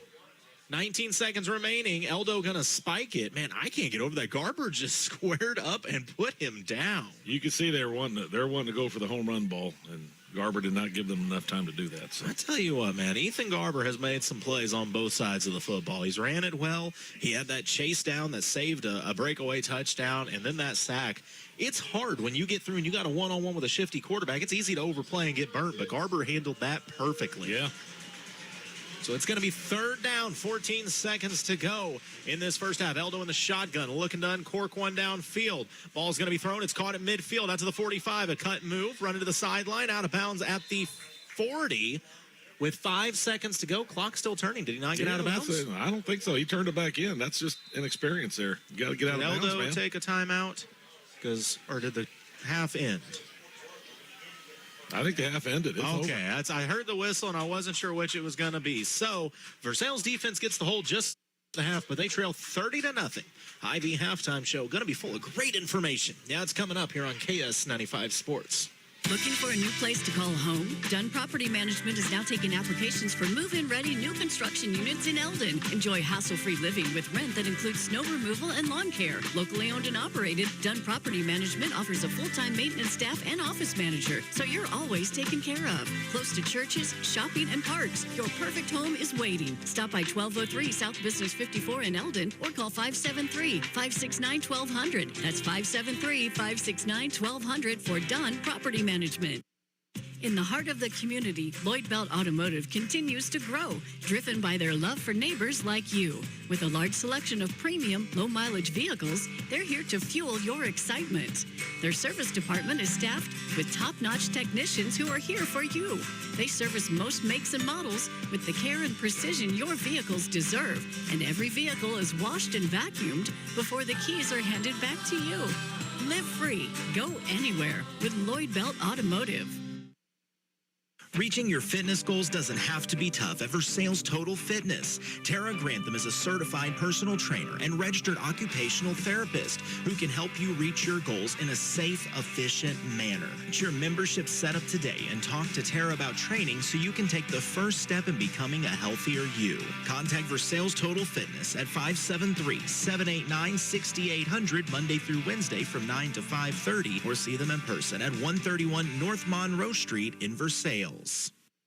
Take your softball and baseball skills to the next level. The Shed is Eldon's own indoor hitting facility that features 2 full cages with screens, tees, and pitching lanes. You'll love their top-of-the-line pitching machine that throws a variety of speeds with precise locations to perfect your swing. The Shed also has a workout facility. You can add it to your cage rental or just purchase as a regular membership.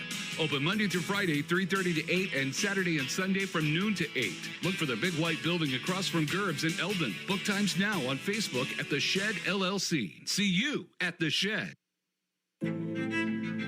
At Lake Regional Health System, excellence is everywhere, in the care of a nurse and the dedication of a doctor. As our pursuit of excellence continues, we're proud to announce our membership in the Mayo Clinic Care Network. Their specialists in research supporting ours, because excellence lives here. Learn more at lakeregional.com/Mayo.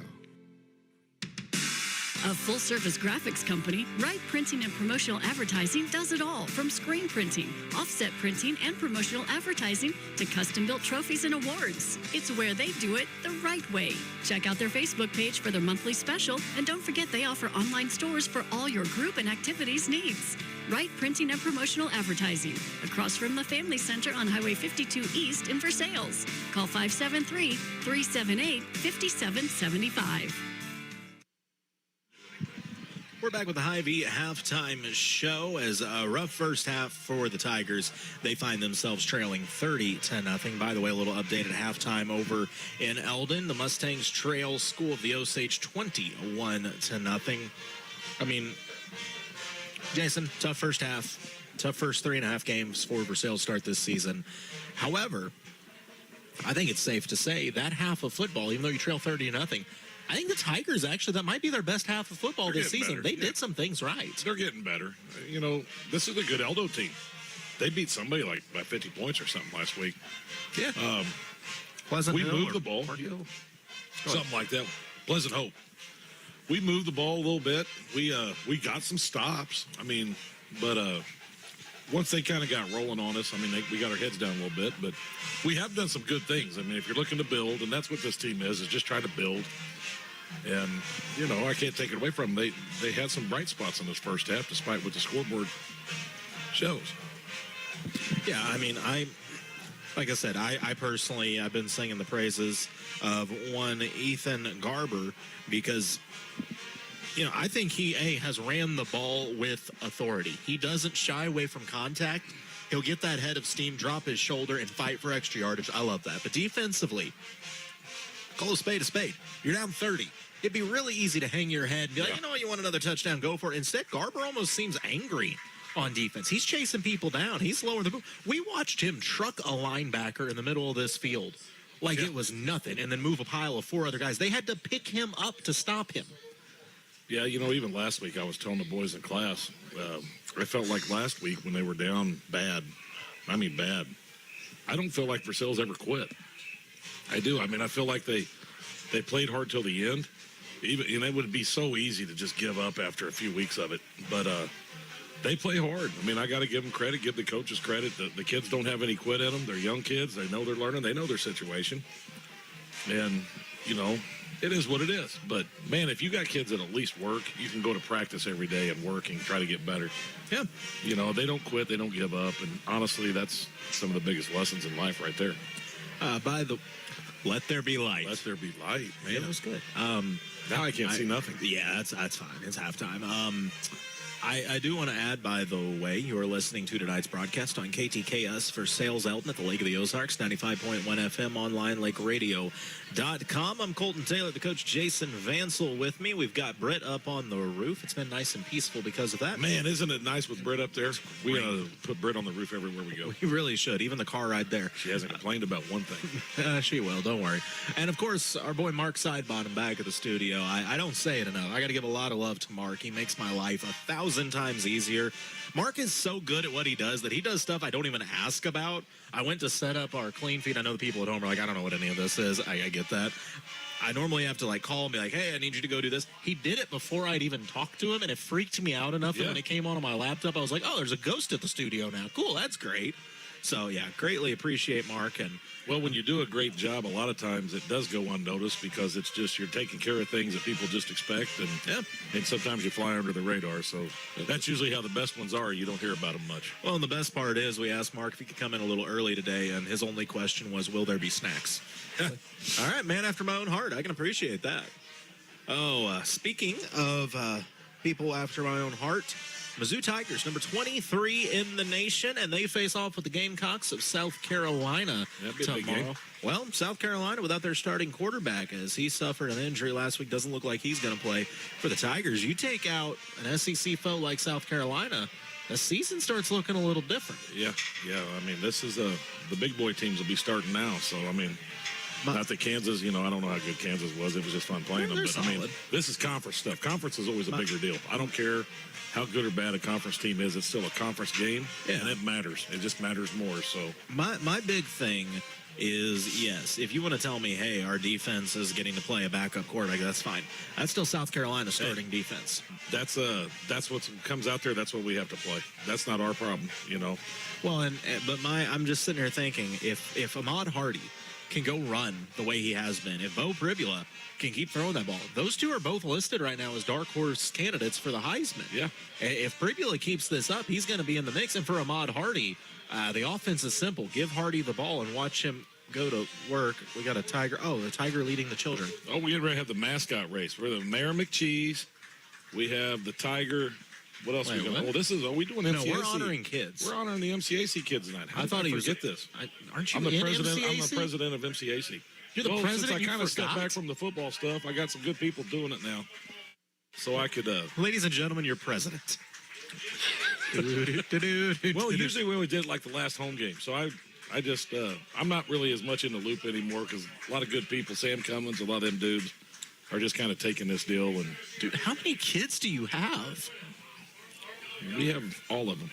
I can tell. Like, you're probably looking about close to 15, 16 per team, maybe a little bit more. The entire population of some small towns just wandered out onto the field. Yeah. That is impressive. I'm glad to see that many kids coming out for MCAC and playing. Wait, is that big kid in the back MCAC, or is that a coach?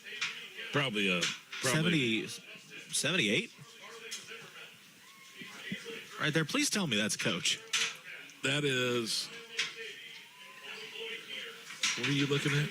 Right here, behind the gold uniforms. There's a guy in a jersey back there. Oh, that's we got. I think we have some of our middle school boys help coach a little bit. That's a middle schooler? They might be Deegan Garber. I think Deegan helps coach. Yeah, he's a big boy. I was going to say, if that's one of your MCAC kids, yeah, we have some of those. The future is bright. I love seeing because we've had some high school kids. Theo Stevenson a few years ago. I think Theo still helps with even when he was in high school. He would leave practice at the end and then go down and coach. So it's awesome. And I think a lot of these guys that you see out here coaching these boys, I mean, it's almost Tigers all the way down the board. I'm not going to sit here and tell you because I can't see out this window hardly, but I know most of our coaches are former graduates now. And that's always awesome when you get all these VHS dudes involved like this, working with these young kids. And one thing about the MCAC, you go, like we'll go to Eldon tomorrow. You will see some coaches of some schools act like fools at youth sports. Every year of Versailles, constantly, our coaches act the best. They teach our kids the right things. Character and integrity matter, especially since I've got out of it. So, no. But for real, man, we are very blessed to have the coaches that we have. I'm glad they're out there getting honored right now because they deserve everybody. Because this is a job everybody wants to complain about on Facebook. Everybody has a suggestion, but nobody wants to pick up a whistle. And that's the problem with this world in general.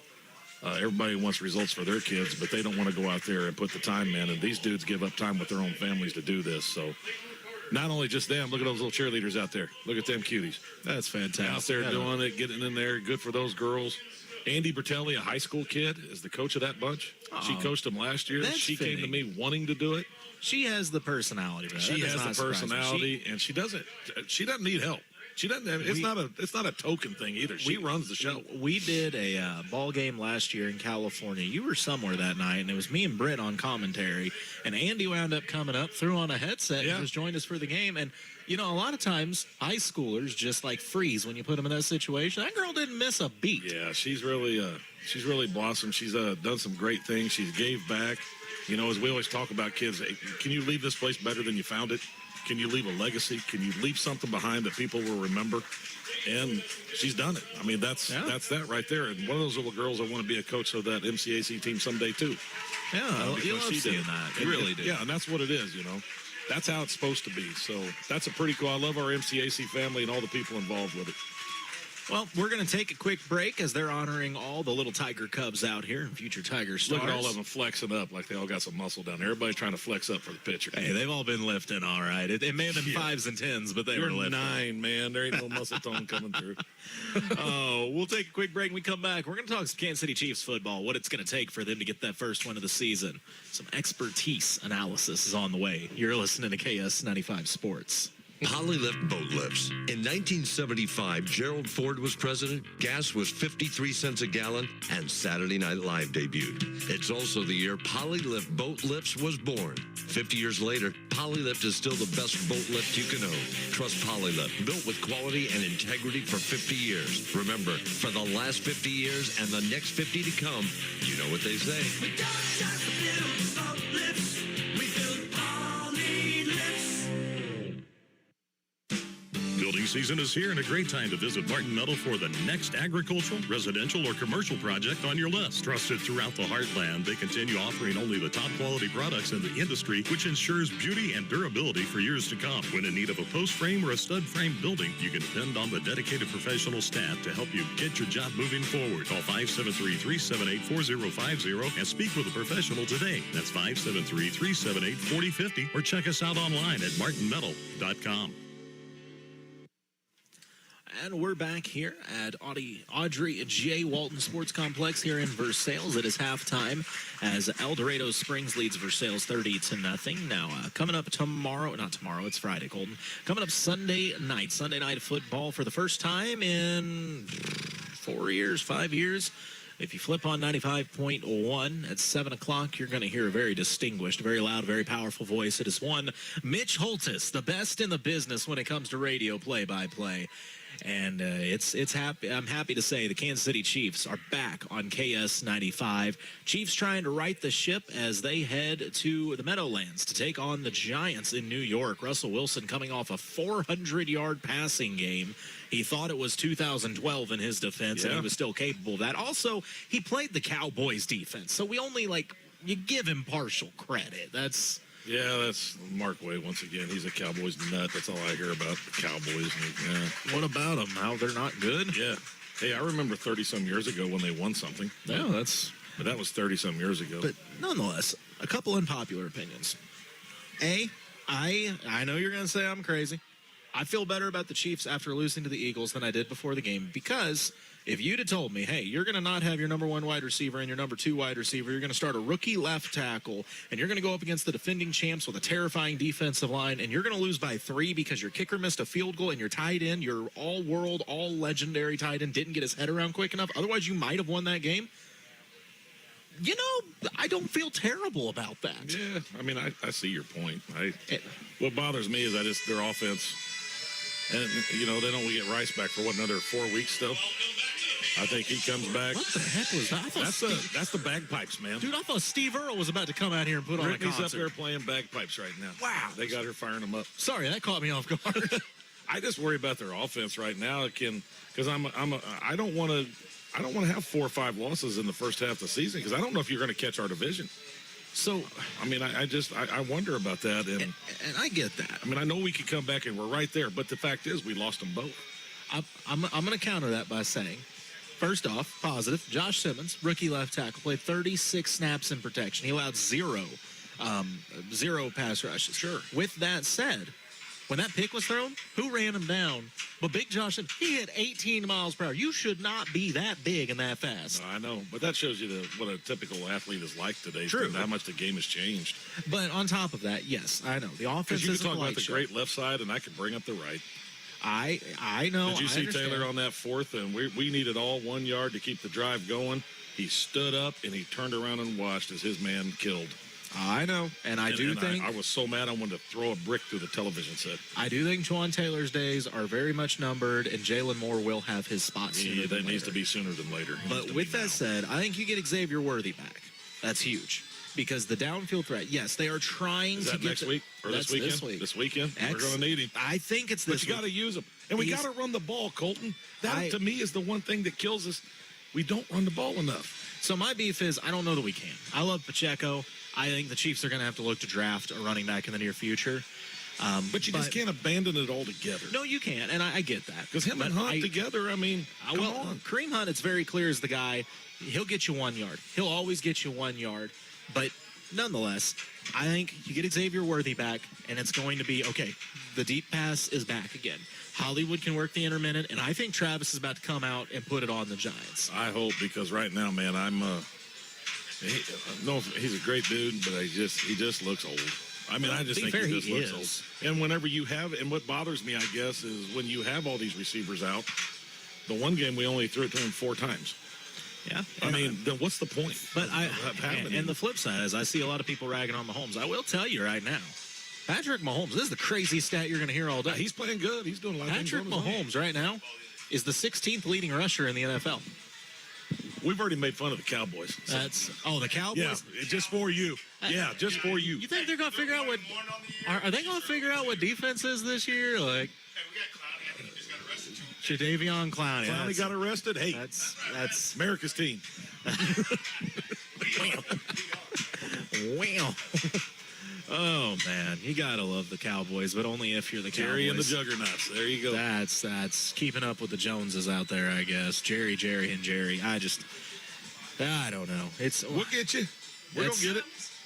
What is Nowowski? You're not a Chiefs fan, are you? He's an Eagles fan. That's it. That's why. Okay, even you gotta admit your birds don't look quite right. They don't look good. They look better than the Chiefs do. Because of a bad head turn. Travis turns his head earlier. That game's different. He just roots against the Chiefs more than he actually roots for the Eagles. The only thing that I would be concerned if I was an Eagles fan, Jalen Hurts has not thrown the football. And I get it. You don't have to right now. By the way, last year, the tush push. Hope you enjoy it while it's here. My entire offense. I'll always enjoy it. I think it's going to be on the chopping block now. Oh, I heard somebody you can't call it out. officiate it now. They're like, it's over. Tom Brady called it out on national television. And my thing is, if it was just like, oh, somebody false started, then you go back and look and you're like, oh my gosh, both the guards were moving before that football ever moved. But you got to call it. Otherwise, it's not illegal.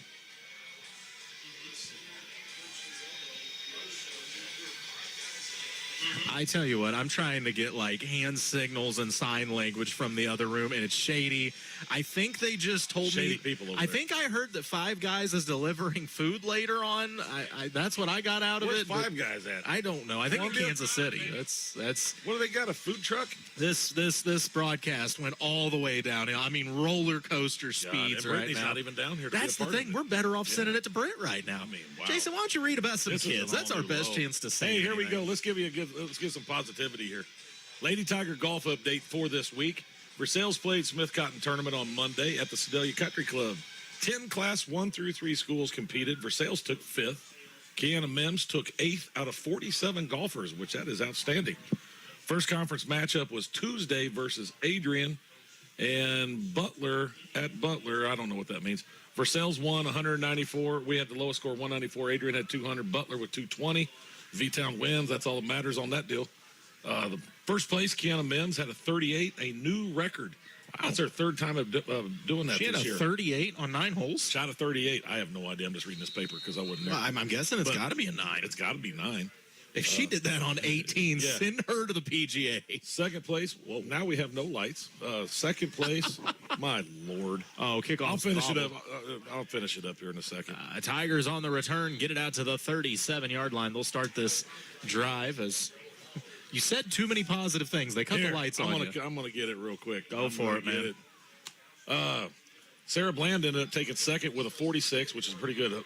We hosted the Versailles Invitational as well, 14 teams from 12 different schools. Versailles varsity shot a 4.15 and placed third behind Blair Oaks and Boontville. Mims was the medalist, and Stover placed fifth, and Mia Rowland, little Mia over there, she placed third individually, which she's a great golfer in her own right. Oh, yeah, Mia can play. Give Stover a little love. Well, congrats to all those girls and some impressive golfing. On the pitch out to Ian Smith on the left side, trying to turn the corner. He gets across the 40 up to the 45. Cut move inside across midfield, 45 down to the 40-yard line of the Bulldogs. That's how you start the second half. Ian Smith up and rolling. Little shot of energy right there. So good job, Ian. Can we talk about that little sidestep at the end there? Ian stopped on a dime at the 43, gave a salsa dance and went around the safety. He's got the moves. That's a Martin Metal first down, and the Tigers are moving. Now at the 40-yard line of El Dorado Springs. In the shotgun. Little motion, right to left. It's Smith. They're going to hand it off to Garber right up the gut. He runs straight into the D-tackle.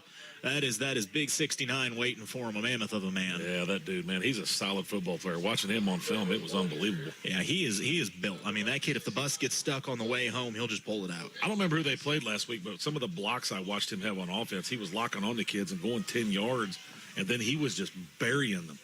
And literally, it looked like you could see the bottom of both his cleats sticking up in the air. He was literally trying to plant them into the turf, just bury them. I feel like that's your style of football. Oh, that's perfect. That's ugly football. I like ugly football. Austin the shotgun. Garber motions. It's going to be a handoff on the reverse to Smith, but he is, Ian's quick, but when four guys got a hold of you, it's a little tough to get away. Being quick don't matter when everybody does their assignment, and they stayed home on the backside. It's going to be no gain. That's going to make it 3rd and 10 for the Tigers. 23, Ian Smith with the carry. Tackled by 33, Ken Caldwell. I mean, Tigers, let's be honest, you're down 30 points. It's 4-down territory the rest of the game. Yeah, we got to lose. Play loose, play free. In your mind, it's 0-0 right now. In my mind, it's always 0-0. I'm counting the IQ points that I have. All right, 3rd and 10. Two receivers split out to the right in this flex bone in the shotgun. Motion. Handoff. Up the gut for Garber, and, I mean, he's met at the line for no gain again. And once again, I mean, who isn't making the play? But big 69, Michael Delk, 6'2", 250. Bumped up. Don't blame him. That's just the plays, man. He's dominating us right now. I mean, once again, 6'2" and 250, and it looks like that 250 came from the weight room. Well, when 2 or 3 of our linemen cannot budge him, you know, that's a problem. But, I mean, let's be honest. This fits the MO of this conference. This is what the Ozark Highlands wants to do. Put it between the tackles, muscle on muscle, and see who's got more. 4th and 10 for the Tigers. And the shotgun is Haas. Takes the snap. Going to pitch it out to the right. Trying to get Garber some space. He's racing to the edge. Trying to take the corner, but Eldo is not having it. They meet him in the backfield, push him out of bounds. 2-yard loss and a turnover on downs. You know, he didn't make the play, but big 69, he literally fired off, ripped across, and was literally at the sideline ready to make the tackle. That's impressive for a kid that size. He was all the way over there on his own sideline running that play down. Some people are just too athletic. It bothers me. Like, when I look at J.J. Watt and T.J. Watt, I'm like, you shouldn't be that big and that athletic. Remember when the Washington Redskins at 280 had the biggest offensive line? Well, you probably don't because you weren't even born yet. But back in the 80s, they were the Hogs, the biggest O-line, 280. And they were slow. I mean, they were good guys. They were awesome Hall of Famers. But, man, just look how this position's changed. Oh, man, just running downhill from Eldo. You have high school kids bigger than that line. Oh, yeah. And that was considered one of the greatest lines in history. You go right down to Nixon, Missouri, and you'll find a left tackle that would have outshined most of those guys. And look at the other, you know, he gets a lot of credit. You ought to look at the other linemen on that team. I know. They're not little. Some monsters amongst men there. That's going to be a 5-yard gain on first down from Eldo as they go with the dive right up the gut. Some downhill power running up to the 46-yard line of the Bulldogs. Yeah, it's crazy how much has changed. I mean, well, our own, we've got Jack Rudney living in the area. Yeah. Jack, a legendary center in his own right. But you look at the size, I mean, as it's going to be a sweep here from Eldo near the first down. Tigers trying to stand him up. He stretches out that extra effort. It's probably going to be enough to move the chains. Head to the 51-yard line, 49. 51-yard line. That's nice. We're in Canada now. It's been a day, Jason. Get a couple of brewskis, eh? To the 51-yard line, don't you know? Ozer. Oh man, this is just. And we found a new love. We just when you think we've hit rock bottom, Colton's got a jackhammer over here, and I got a shovel, and we're reaching new low levels. Tell you what, that's why people tune in each week. How bad can it get? First and 10 after the Martin Metal first down. Gonna be a sweep to the left side. Running back trying to follow the guard. He's got a seam. It's a foot race across the 30, 25. And tried to stay on his feet, but is that Garber that made another? Garber again. Yeah, he's running it down, but man, he's coming through there quick and untouched. They've got that block perfectly. The Tigers we got to get off blocks. They really do. On the carry, by the way, that is Cole Caldwell, 5'9", 160 running back as a senior. 5'9" and 160 seems a little more appropriately sized than that 5'8", 200-pound Buick that's been trucking people tonight. You just got to have your hands got to keep that outside arm free, and you can't let anything get outside of you. And right now we're just getting blocked. Oh man, I just realized I said his name, and Tony Richardson's back on the field at fullback now. Yeah. Take the snap. They're going to give it to him. He's rumbling and stumbling to the left side. He's got space. And Good Lord. He just trucked Aiden Vera. Just a freshman. Gosh. Hey, man, all respect, Mr. Vera, for even sticking your nose in there because I wouldn't have. Nope. I mean, that is a scary sight coming around that corner at you. That's a Martin Metal first down, and that is. And Aiden didn't go low either. That was his first mistake. But he got him out of bounds. So. Well, he did. I mean, but geez. He's probably thinking, man, I got to make better life choices. It looks like a runaway Cape Buffalo. Yeah, I mean, that's what it is. So it's going to be first and goal from the 8. Running a seam up the middle, cutting it back to the left side. A hip, a hop, skip, and either way, Aldo's in the end zone. That was an interesting looking run, but it's going to be 6 more for the Bulldogs. I don't know what to say other than El Dorado Springs knows how to run the football. When you got horses like that, heck yeah. That's not a horse, it's a buffalo. We went through this. A lot of your linemen only play one way, so they can just focus on that and rest a little bit when they're on defense. So I just can't. That's get over tough, that. man. 5'8", 200 pounds and that fast. You don't see that much. That used to be the old Tri-County back in the 80s and 90s, man, with the John Safeleys at California and the Jonathan Gotts at Warsaw and some of the old bruisers, but not in today's game. The extra point attempt is good as well. It's 37-0 here in the American Sun Control third quarter of action. We'll come back with more. You're listening to KS95 Sports. Hi, I'm Brandon, and welcome to Gladstone Cove Boat Trailer Sales. Do you need a trailer to get your boat out of the water? Maybe just a replacement trailer. Or considering selling your boat, and you know a trailer will help get it done. We carry 11 lines of high-quality boat trailers, and if we don't have what you need, we also build our very own line of custom aluminum boat trailers. Thanks to everyone that's been by or just heard of us and gave us a referral. From my family to yours, we can't thank you enough. It's your land, your tractor, and your time to save.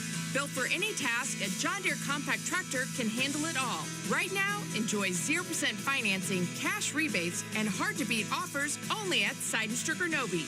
Designed to last and trusted for generations. Mow it, move it, dig it, and get it done. Visit us at snpartners.com. Seidenstricker Nobe, your partner for the land. Offer valid through 10/31/2025. Some restrictions apply. See dealer for details.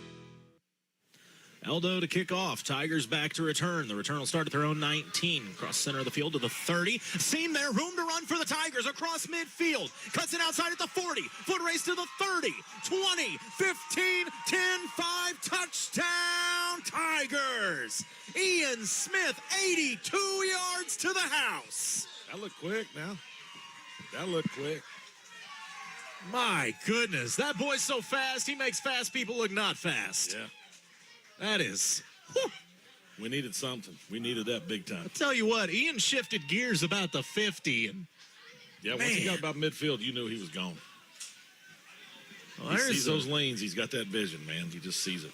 There's a shot of adrenaline for the Tigers. Man, you saw there was a chance at the 50, but Ian was going to have to outrun two cats, and he did.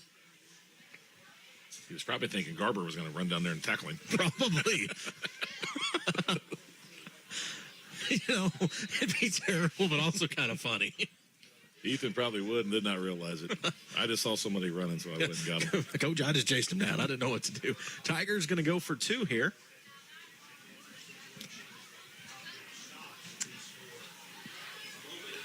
See how they line up here.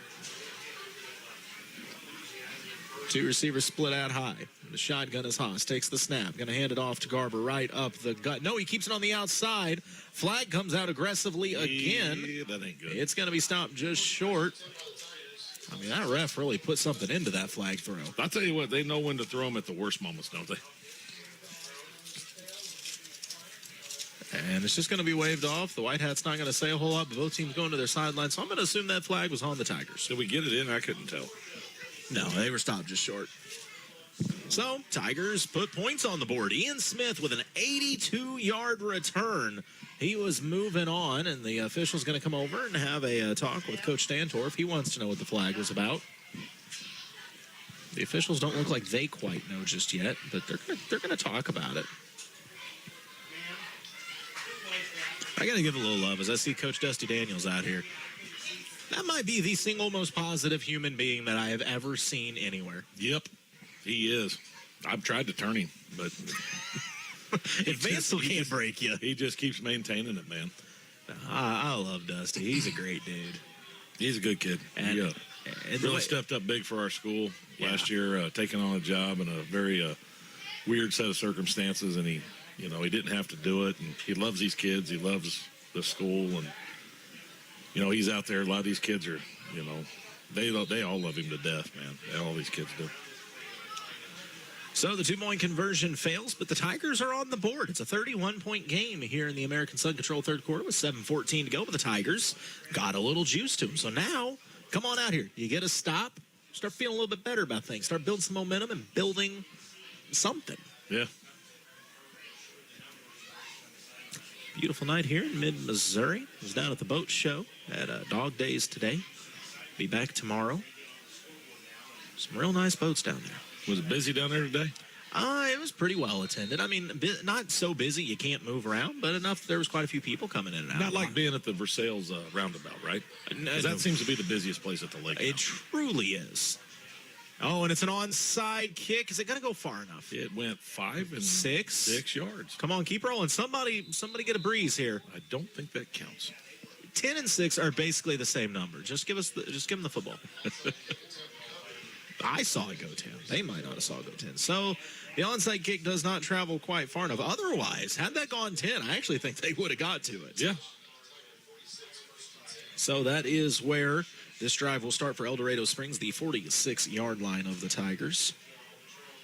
I was checking. I believe it's halftime as Osage leads Eldon 21-0. Still 21-0? I think. I'm not for certain. That's what was typed up here. Check the live stream and see. Oh, no, it's 36-6 in the third quarter. That's a little different. Oh, and a first down run from Eldo up to the 40. The Tigers rally to tackle after a 6-yard gain. That'll make it 2nd and 4. I know this is going to sound shocking. Just more hard-nosed running for El Dorado Springs. Something new they're trying. What'd you say the Osage score was? 36-6. Okay. Just making sure that I'm doing this right. This app has changed my life. Well, I'm glad after doing games together for 2.5 years and me mentioning it every single broadcast. I thought it was a website. I didn't know it was an app. I literally said, and on the MoSportsZone app. Yeah, but usually you know me, right? What I've learned tonight, folks, is Jason doesn't listen to anything. Well, there's probably something Brittany was screaming at, and I was dealing with her. Well, that's fair. I can understand. Quarterback, he's going to fake the handoff. He's going to keep it, trying to run to the left side. He's got a first down and more across the 30, 20. Foot race up the sideline, and they're not going to catch him. That's going to be a house call for El Dorado Springs from 40 yards out. They have found something on that left side over there that they like, and they're going to keep going back to it until Versailles stops it. So to the folks at home that also don't listen to me, it's the MoSportsZone app. You go in the App Store and just type in MoSportsZone, and it's right there, and it's beautiful because once you have it, you click it open, you click teams, and whatever team you want to watch, it's right there. Click it. It'll pull up the video feed for you, or there's just score updates right there. You should think about bringing that up on the radio sometime. Yeah, about the MoSports it crossed my mind once or twice. It really did. It might be more helpful for people like me to know. I understand your wife more and more every day. Low snap, extra point My wife? is up and good. Yeah, all the complaints I've heard where she says that you don't listen to her, I get it. I just refer to her as the eternal frown. Oh, she used to be such a smiley, happy person. Yes, but I've drained her of all of that life. Now it's Oh, just my regret. gosh. Regret and good looks is all I offer now. More positive affirmations when we return. It's 44-6. You're listening We to need a KS relationship advice show. That's what we need. No pressure, low prices. Hi, this is Jason at Hewlett Chevrolet Buick GMC in Camdenton. I want to tell you about our award-winning collision repair department. We can repair any make or model and make it look like new. Our staff is second to none and works hard to get you back on the road as fast as possible. We offer free transportation for your convenience and peace of mind during the repair. Come see us today for all of your collision repair needs at Hewlett Chevrolet Buick GMC in Camden. No pressure, low prices. That's the way we do it. Shop Hewlett. ShopHewlett.com. Pour on the savings with Hy-Vee. Juicy pork chops, 3 for just $5. Jack's Pizzas, 3 for $9.99. Fresh strawberries, only $2.48 a pound. Plus, spend $30 on P&G products and score a $10 Hy-Vee gift card. Save even more with your Perks card. Sign up at Hy-Vee.com or in person at Hy-Vee in Osage Beach, Jefferson City, Columbia, and Springfield. Hy-Vee, where there's a helpful smile in every eye. You know, at this point in time, I want to give a little love to Reese Murdoch. I don't have a reason to, but he's the only kid I know that can ask me, are you on the radio? I tell him, yes, we're on the radio. He doesn't check the radio. He just starts asking me things about the broadcast. Oh, Versailles bobbles the return. They pick it up at the 20. Head to the 25 to the 30, running into their own man and stood up at the 30-yard line. That was just a little confusion from the Tigers off the kickoff. No big play on that one, but the Tiger offense gets to go back to work. Let's see if we can get a good drive here. Coach having a little last-second meeting there with Sammy Haas. Oh, I was going to tell you. Well, I told you earlier. We met a friend of the Vansel family. I met him over at Casey's dad. Kale, yeah. It was good to see him. And Good friend of Jacobs, man. He's a great kid. He seemed like it. A very nice young man. And him and several of the Mustangs were in there grabbing something to drink. I saw one of the Mustang coaches with like 12 energy drinks. And I was like, that explains a lot. But nonetheless, I talked to Kale for a bit. Seems like a really, really good kid. Told me, he's a lot of fun to watch on the field as well. He played MCAC football over here for us and then moved back over to Eldon. But, yeah, he's a great kid, and he is a great player now, a great young player for Eldon. Man, a pitch out to Ian Smith, and he's going to be hit for a loss. This Eldo defense is just getting into the backfield right now. And a late flag comes out, maybe a little excessive celebration from El Dorado Springs. They were kind of fired up. Well, our crowd's cheering, so it must be a good thing. Must be on them. So, yeah, it is going to go against Eldo. Like I said, I'm guessing excessive celebration. I don't know.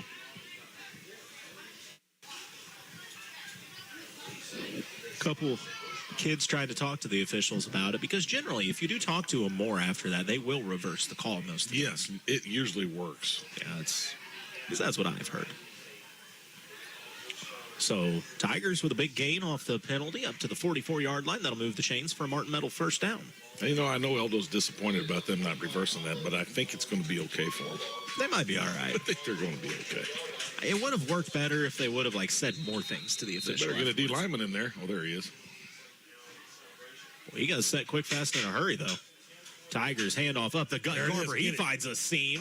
Ahead to midfield to the 48-yard line. That's an 8-yard gash from Garber on first down. Man, runs hard. If you try to arm tackle Garber, he'll just take you for a ride. Yeah.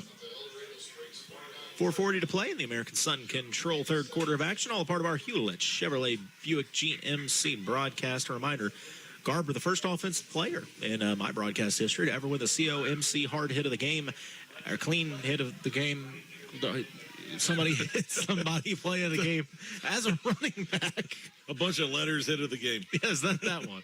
I know it's COMC. A special thanks to COMC. The clean, healthy hit of the game as Garber trucked a linebacker with emphasis earlier on tonight. Shotgun snap, handed off to Garber. He finds a seam. He's got a first down and more ahead to the 43-yard line. Man, I tell you what, Ethan, he just puts his helmet down, gets low, and yeah, if you don't cut his legs out from under him, he's going to keep moving, and he moves the chains for a Martin Metal first down. I like how he wraps that ball up with two hands and gets that head down, man. Oh, I agree with that. Ooh, baby. Kind of tells you how good Blair Oaks is. 66-0 with 7 minutes left. The JV has scored 3 touchdowns on the varsity defense. Wow. So if you're playing Blair Oaks in the JV, enjoy that. Man. Well, glad to see Blair Oaks. Well, their JV could probably take third in the conference. That's fair, actually. I mean, for real. 1st and 10. The snap goes between the legs of the quarterback, and Eldo dives on it. Just too many mistakes. That's about the 5th one of those snaps on the ground. And that's rough. We didn't get back. That was 8-ball corner pocket. I mean, I feel for Sammy there because that one, it was so low he couldn't get his fingertips on it. By the time he reached down to grab it, an Eldo player had already dove. Also, I got to give props to the Eldo kid. There was no lack of hustle there. He saw a ball on the turf and dove. Sure. I mean, that's what you're supposed to do. You attack that ball when it hits the green. So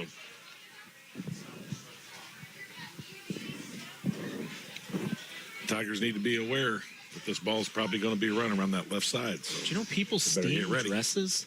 Steam dresses? What do you steam a dress for? I don't know. I steam shrimp. Well, that's what I'm saying. Clams. Yeah, I've never steamed oysters. Yeah, it just seems like a weird thing to eat. Handoff by Eldo up the middle, across midfield to the 44-yard line. Nice tackle by Ian Smith. On the carry, a little bit smaller back there for Eldo. That is Ryan Katina. He's a freshman, 5'4" and 110 pounds. That's a little better than 5'8" and 200. It's only a 90-pound difference. But yeah, somebody just told me they were steaming a dress, and I was like, that just doesn't sound... What do you do with it after you steam it? Well, apparently you properly season it, maybe put a little butter on it. I don't know. A little lemon pepper with a little butter. Yeah. Yeah. I mean, that sounds pretty good, More cooking advice from Jason and I when we come back on the carry. Man, staying on his feet. How to eat a dress. You know what you need for that? Lots of dressing. Eldo on That's like your Heinz joke last week. I like that. I am so terrible with the dad jokes. You can never catch up with Heinz. You can never catch up. That one caught me off guard. I like that one. Thank you. I'm pretty proud of that one. It's going to be 3rd and 4 for Eldo after minimal gain on 2nd down. Eldo's got some of the backups in right now, giving some of the younger kids some reps, as once again it's a 38-point game. Steven Tyler yelling at the crowd here, it sounds like. Yeah, good to have Steven Tyler in attendance tonight. I'm also impressed with how good he sounds for his age. And a blown-out vocal cord. Yeah. 3rd and 4. Quarterback going to run the keeper, trying to get to the outside. Tigers trying to get to the backfield. Looks like a hold going to be called on Eldo anyways. Doesn't matter as the Tigers meet him at the 50 for about a 5-yard loss. Playing some defense right there. Who is that? Was that Vera coming up there? Is that number 13? I think it was Vera with the boom. Number 10. I think that might be Noah Bauer. So even I wouldn't know because the lights are out. Even despite Noah Bauer. Tigers come up big, get the stop as the official's going to pace out this holding call, so it will be 3rd down again. Maybe. No. Now they decided it's not. It's going to be 4th down. Maybe. I don't know. There's some confusion. We're going to talk things over. Yep, it's going to be 4th down. We're going to decline the penalty. So Eldo, for the first time tonight, going to punt this football. Back to return for the Tigers, Ian Smith. Love to see Ian get a look at this one. Punt is away. It's going to take a bounce. Oh, it's going to take technically a Tiger bounce as it falls dead at the 29. Oh, yeah, that's what I'm saying. I want to see him get a shot at it. Let Ian have a crack at it. We've seen what he can do in open space. So this is where the Tigers will start this drive with 1:07 remaining in the American Sun Control 3rd quarter of action. They trail by 38. And once again, I give props to Eldo. They have put a lot of their backup kids in, and it helps that Eldo has 473 kids on their roster, so they're able to cycle them through a little easier. Yeah. No, that's not a shot at Eldo. It's cool that many kids in their school come out for football. I mean, that says a lot about a program. Still got Big 69 in there, man. He is a mammoth. Yeah, there's some truth to that. Up the gut on 1st down for the Tigers, and nowhere. I mean, he came through. He stunted opposite of where the ball was going, planted his foot in the ground, changed direction, was in on the tackle on the left side. Yeah, that kid's got a little college potential. I mean, I'm telling you, feet like that, that's a college football player right there. Yeah, very much so. Like I say, if you looked at him, you'd just think, oh, he's a power guy. No, he's quick. That's a UCM type kid. You know, he's definitely a CMU type kid. But you move like that with that kind of size and aggression. He's a sideline to sideline player on most defensive plays, and that's rare for a D lineman. Now I'm concerned. We're getting updates from Britt on another game. Hey, good news is the mascots are coming out at the end zone. Oh. We have the tater tot. We have a cat. Listen, we're not going to go to break. We're saving it here. We have an athletic director. Wait, hold on. Why is it? There's a cat? Well, whatever that thing is. What are they? Oh, it's hiding behind the tater tot. Or maybe it's a bulldog. Yeah, it's behind the bale of hay. All right, so we've got a happy bale of hay. We have a tiger and a naked bulldog. Does it have a collar on? Morgan the Tiger. I didn't know the tiger's name was Morgan. We need other businesses to start getting mascots. Like the library could have a big book. Gas station could have a pump. Oh, we need to get it out here, man. Here we go. It's the Bulldog, the happy hay bale. Morgan the Tiger, starting from the 25-yard line. The race is underway. The hay bale and the Tiger really pouring away. The Tiger, he's got a lead. He is booking it. Gone. That little doggy's getting left behind the hay bale, trying as much as it could, just could not catch up. Morgan the Tiger. Yeah. By a lot. That tater tot's never won. I don't know why it keeps coming back for more. But it always gets owned by the Tiger in the end. But that's a feisty tater tot that must be beat down week to week. Yeah. that tater tot, so that is a tater tot. We're sure of that. That's not a happy hay bale. I don't know. It's with the Sonic. What would it be?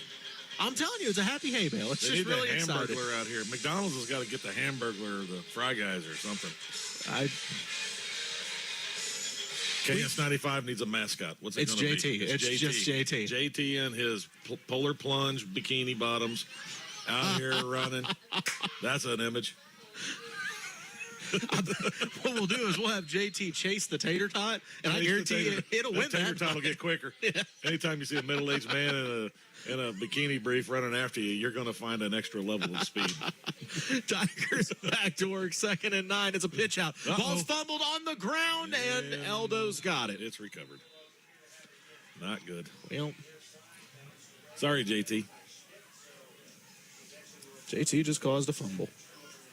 Hey, in all fairness, he was on Facebook wearing all that, so it's public information. So, don't worry, I make fun of JT every day on the radio. He does it to me too, though. You all can slap each other with tortillas again, or whatever the tortilla challenge is. Yeah, we can get you all out here on the Tiger Head doing the tortilla challenge. Yeah, when does a radio broadcaster get to be a part of this race? I want to do this race. Well, hey, get Reese Murdoch up here. We'll cover you. Or Brent, we'll get her down here. And you can go out there and we'll make fun of you. Oh, I think it'd be better to have Britt go do the race. Britt would stop halfway through and just start yelling at everybody.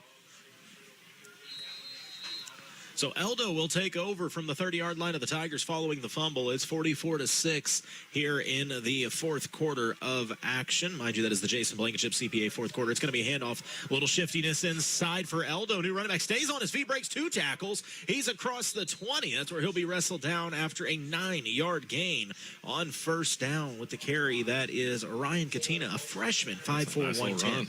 Coaches always coach it up, man. You keep your feet moving. Just keep your feet moving, and that's what that young man did.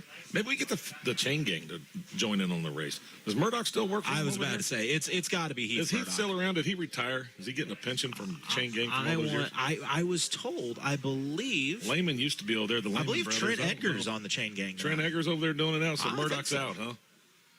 We got a county commissioner out there working the chain gang. Quarterback keeper right up the gut. He follows the guard and stumbles forward for a 3, maybe a 4-yard gain. That'll be enough for a Martin Metal first down into the Crown Power Case IH red zone to the 17-yard line.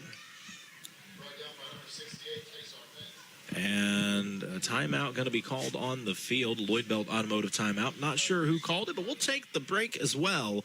Here in this fourth quarter of action, you're listening to KS95 Sports. Last year's success doesn't always carry over. Just ask anyone who's ever played fantasy football and regretted their first-round pick by week 2. But if you ask Kubota, continuing last year's success is a guarantee. Like the Kubota SVL 97-3 skid steer loader. Last year's SVL 2 was the best-selling in America, and this year's is only better. A more comfy all-in-one cab and 7-inch touchscreen to monitor everything. Check it out at Crown Power and Equipment. Passion, power, performance. crown-power.com. Veracruz Mexican Restaurant invites you to join them for a casual lunch or a nice family dinner out with delicious, authentic Mexican cuisine. Veracruz has a great selection of burritos, tacos, seafood, enchiladas, salads, and more, all prepared with the finest and freshest ingredients. Grab dinner tonight from one of their 3 locations: Veracruz on South Highway 5 in Versailles, Veracruz Jr. on Highway 52 in Stover, or on Highway 65 in Lincoln. Veracruz Mexican Restaurant, a proud sponsor of local athletes. Yeah, it's not a good sign on 1st and 10 if you're El Dorado when the right guard's 3 yards downfield before the ball's left the center's hands. That looks like the Philadelphia Eagles on a tush push. Yeah. That's going to be a false start. I'm confused why the chain guy's going the other direction. But, oh, no, the Tigers, they're going to say jump first. Must have been a neutral zone infraction. Nelly. That's so good news to our listeners. We have officially set it up at the next Tiger race. It will be Heath Murdoch racing against Ryan Pryor, a happy hay bale, and whatever other random mascot. Maybe JT in that Speedo. JT in the bikini. Yeah, it's going to be great. Now, the goal is not to win the race for those guys. We just want to see if they can finish it. We just want to see, yeah. Can you run 100 yards still? Bobbled handoff from El Dorado, but keeping the feet churning for a positive gain on 1st and 5. Well, they're going to get back to the line of scrimmage. Really, a race like that, I think, would be more about the journey and not the destination. That's very deep, Jason. I know. I'm about an inch deep and a mile wide. That's very prophetic. I got some others if you want. Most of them probably aren't appropriate for the radio. Is the problem. Oh, man. So it'll be 2nd and 5 now for this El Dorado offense. Taking the handoff, looking to go to the air. It's caught at the 1 and into the end zone for the Bulldogs. Man, passed it. They put 6 more up, and Eldo's put 50 on the scoreboard here tonight. Been a while since we've seen a pass. Yep. So, yeah. Tigers, I don't know. It's been a tough start to the season defensively for the Tigers. How about a shout-out for these cheeseburgers, man? These things were good. Man. Good job, concession stand. Yes, thank you to the whole concession stand. Yeah, that was... I really appreciate that. If you haven't visited the concession stand yet tonight, what's wrong with you? Go support your Tigers and your concession stand folks. Man, that hit the spot. The extra point attempt coming up for El Dorado Springs. Good snap, good hold. Kick is up. And the kick landed in Benton County. Yeah, so that's going to be no good. Yeah, pulled hard left. So it's 50-6 with 9:25 to go. We'll take another break. You're listening to KS95 Sports. For over 140 years, the Bank of Versailles has been more than a financial institution. It's been a cornerstone of the community. Locally owned and operated since 1882, they make lending decisions right here at home by people who understand the land, the market, and the values we share. Whether you're buying a home, growing your farm, or planning your future, they offer competitive fixed rates and personalized service every step of the way. Products you need, technology you want, service you deserve. That's the Bank of Versailles difference. Member FDIC, Equal Housing Lender. The goal of the Morgan County Health Center in Versailles is to make sure you feel your best and stay that way. A few of the public health and community services available at the Morgan County Health Center include CPR and first aid training, food safety classes, educational materials and classes promoting healthy lifestyles and activities, children and adult immunizations, and nutrition for expectant mothers and young children through the WIC program. For more information, follow the Morgan County Health Center on Facebook or call 378-5438. The Morgan County Health Center at 104 West Lafayette in Versailles, connecting the community to healthy choices.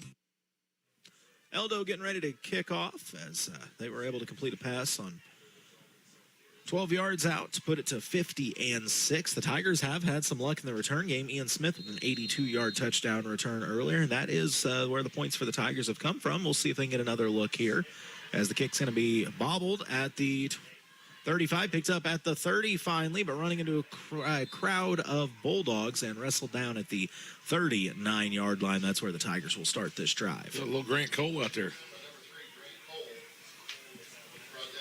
Grant Cole played a little quarterback earlier this game. He'll do whatever you ask him to do. He's just that kind of kid. Yeah, he may not be the biggest kid on the field, but boy, he does play hard. There's no doubt about that. I like looking at all these little kids in the MCAC. Boy, you put a jersey on a little kid, their chest just puffs out just a little bit more every time you see them running around here. Oh, yeah. I only own one football jersey I'll actually wear now, and I needed it to fit my personality. So I got a Creed Humphrey jersey at my house. There you go. You get a lot of people thinking you're Creed Humphrey. You know, we do look a lot alike. He's a little leaner than me. He's, yeah. 1st and 10 for this Tiger offense. The shotgun snaps on the ground. It's picked up, and 4 Bulldogs are there, and a flag comes out. We might have a face mask. I don't know, something. Give us something, officials.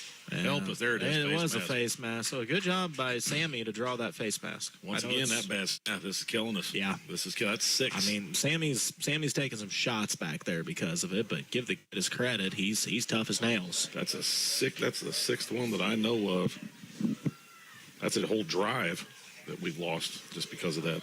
Here's the weird part of that. You just had a 15-yard penalty occur. It still did not get you to the first down marker because that sack was so far back there. So it'll be 1st and 6. Still got 5 yards to go. 6, yeah.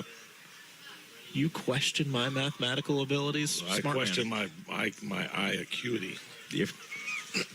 We making up words here? No, I use that in driver's ed because that's a driver's ed term. Dude, I'm here for it. We can I make am a up driver's words. ed teacher. I got more tickets than anybody in driver's ed history. I am so proud of you. Well, you got to have something to shoot for. Snap nearly bobbled, but keeping it alive. Nice. Great job by Sammy Haas to just say, I'll do this one on my own. And he's near the first down. Give him the first down, Mr. Official. There you go. Just give it to us. That is a Martin Metal first down. Sammy Haas doing the dirty work. I like it. Kid's tough. There's no doubt about that. How much time is in this game, Colton? Can you tell? Well, game clock says 7 minutes and 30 seconds. So I'd say it'll take about 7 minutes 7 and 30 seconds? You know, actually 7:25 now. Hopefully we can end this game on offense here. I'd like to see him end it in the end zone. 1st and 10 after the Haas first down. He goes hard count. The whole defensive line for El Dorado Springs bit. He comes running over to the sideline, a little bit of smirk on his face, like, I got them all. Little JV kids didn't quite practice that one, did they? They did not. That orbit motion there, that kind of threw them off. I just can't get over. You look over to the sideline. I mean, El Dorado Springs has a small town over there. That's a long drive. I mean, like their team. There's so many kids. Yeah. I don't think they had this many not that long ago. 1st and 5 for the Tigers. 46-yard line of El Dorado Springs. It's going to be handoff. Ian Smith trying to follow the guard. He picks up a couple. He's going to be stood up at the 45-yard line. Make it 2nd and 4. We're under 6:30 to play here in the Jason Blankenship CPA 4th quarter of action. All part of our Hewlett Chevrolet Buick GMC broadcast. Jason and I will be back with the Mustangs next week. I believe it's Eldon and Blair Oaks. That's the... I don't think so. You don't think so? Maybe it's not. Maybe I'm wrong. I don't think so, though. Is it Holesville? Oh, that might be. I think it All I might be know is, Holesville. the snap goes off the hands. It's picked up by Eldo. Eldo running to the 40 and tackled at the 39-yard line. Yeah, there's 7 of them. Turnovers continue for the Tigers. I was going to check in, but it does not look like things are going well for the Mustangs in their battle with Osage tonight. It is 43-12 in the 3rd quarter of that one. Yep, Eldon at Holesville. We're going to Hallsville next week? I think so. Oof. Are they good this year? Week 4, Eldo, Versailles. Week 5, Eldon at Hallsville. Then we're at Adrian. Oh, so we're gas at up the car. Adrian? Versailles. Well, what you sent me says Versailles at Adrian. Oh, man. So gas up the car, Who man. made this schedule? We got a 2-hour ride with Britt. Who made? Oh, I made the schedule. That's right. No, JT helped me. I'm blaming him. Get that KS-95 helicopter. Can we get something going with that helicopter deal down in Osage? You know, I've really been working on that. There. Been working on it. It Big turns deals out. rolling in, wouldn't we? Oh man, I'm trying to look up Hallsville, see if they're any good. Eldo Nice trying play. to man in the backfield. Big loss by the Tiger defense. Aiden Vera making a big tackle for a loss. Great job by Vera. Love to see that fight in this Tiger defense. Even I mean, yeah, it's a 44-point game, but They they're are still young playing kids. They're hard. out there playing their young kids now. So Hallsville 0-3 yeah, with losses to Palmyra, to Centralia, and to Boonville. They play Macon tonight, but yes, Eldon next week. So that's another big game for the Mustangs, as it's looking like they're going to fall to Osage tonight for their first loss of the season. On 2nd and long, it's going to be handoff trying to get to the edge, cut back inside, and going to be wrestled down at about the 43-yard line. So that's going to make it 3rd and about 13 for this Eldo offense as we're closing in on 4 minutes to play in the Jason Blankenship CPA fourth quarter of action. So while we're with Eldon next week, I don't remember who the Tigers have. It's not Warsaw, is it? Maybe. You might be right. Well, I know a way to find out. The fine folks at Mission never let us down. On 3rd and long. Oh, the ball's on the ground. Ball's on the ground. Can the Tigers pick it up? Well, they just fall on it. I mean, that's the right thing to do. If the Tigers could have picked it up, that may have been 6. But either way, it'll be Tiger ball at the 46-yard line. Noah Bauer with the big recovery. Ooh, yeah, Tigers are at Warsaw next week. And then, yes, on the road at...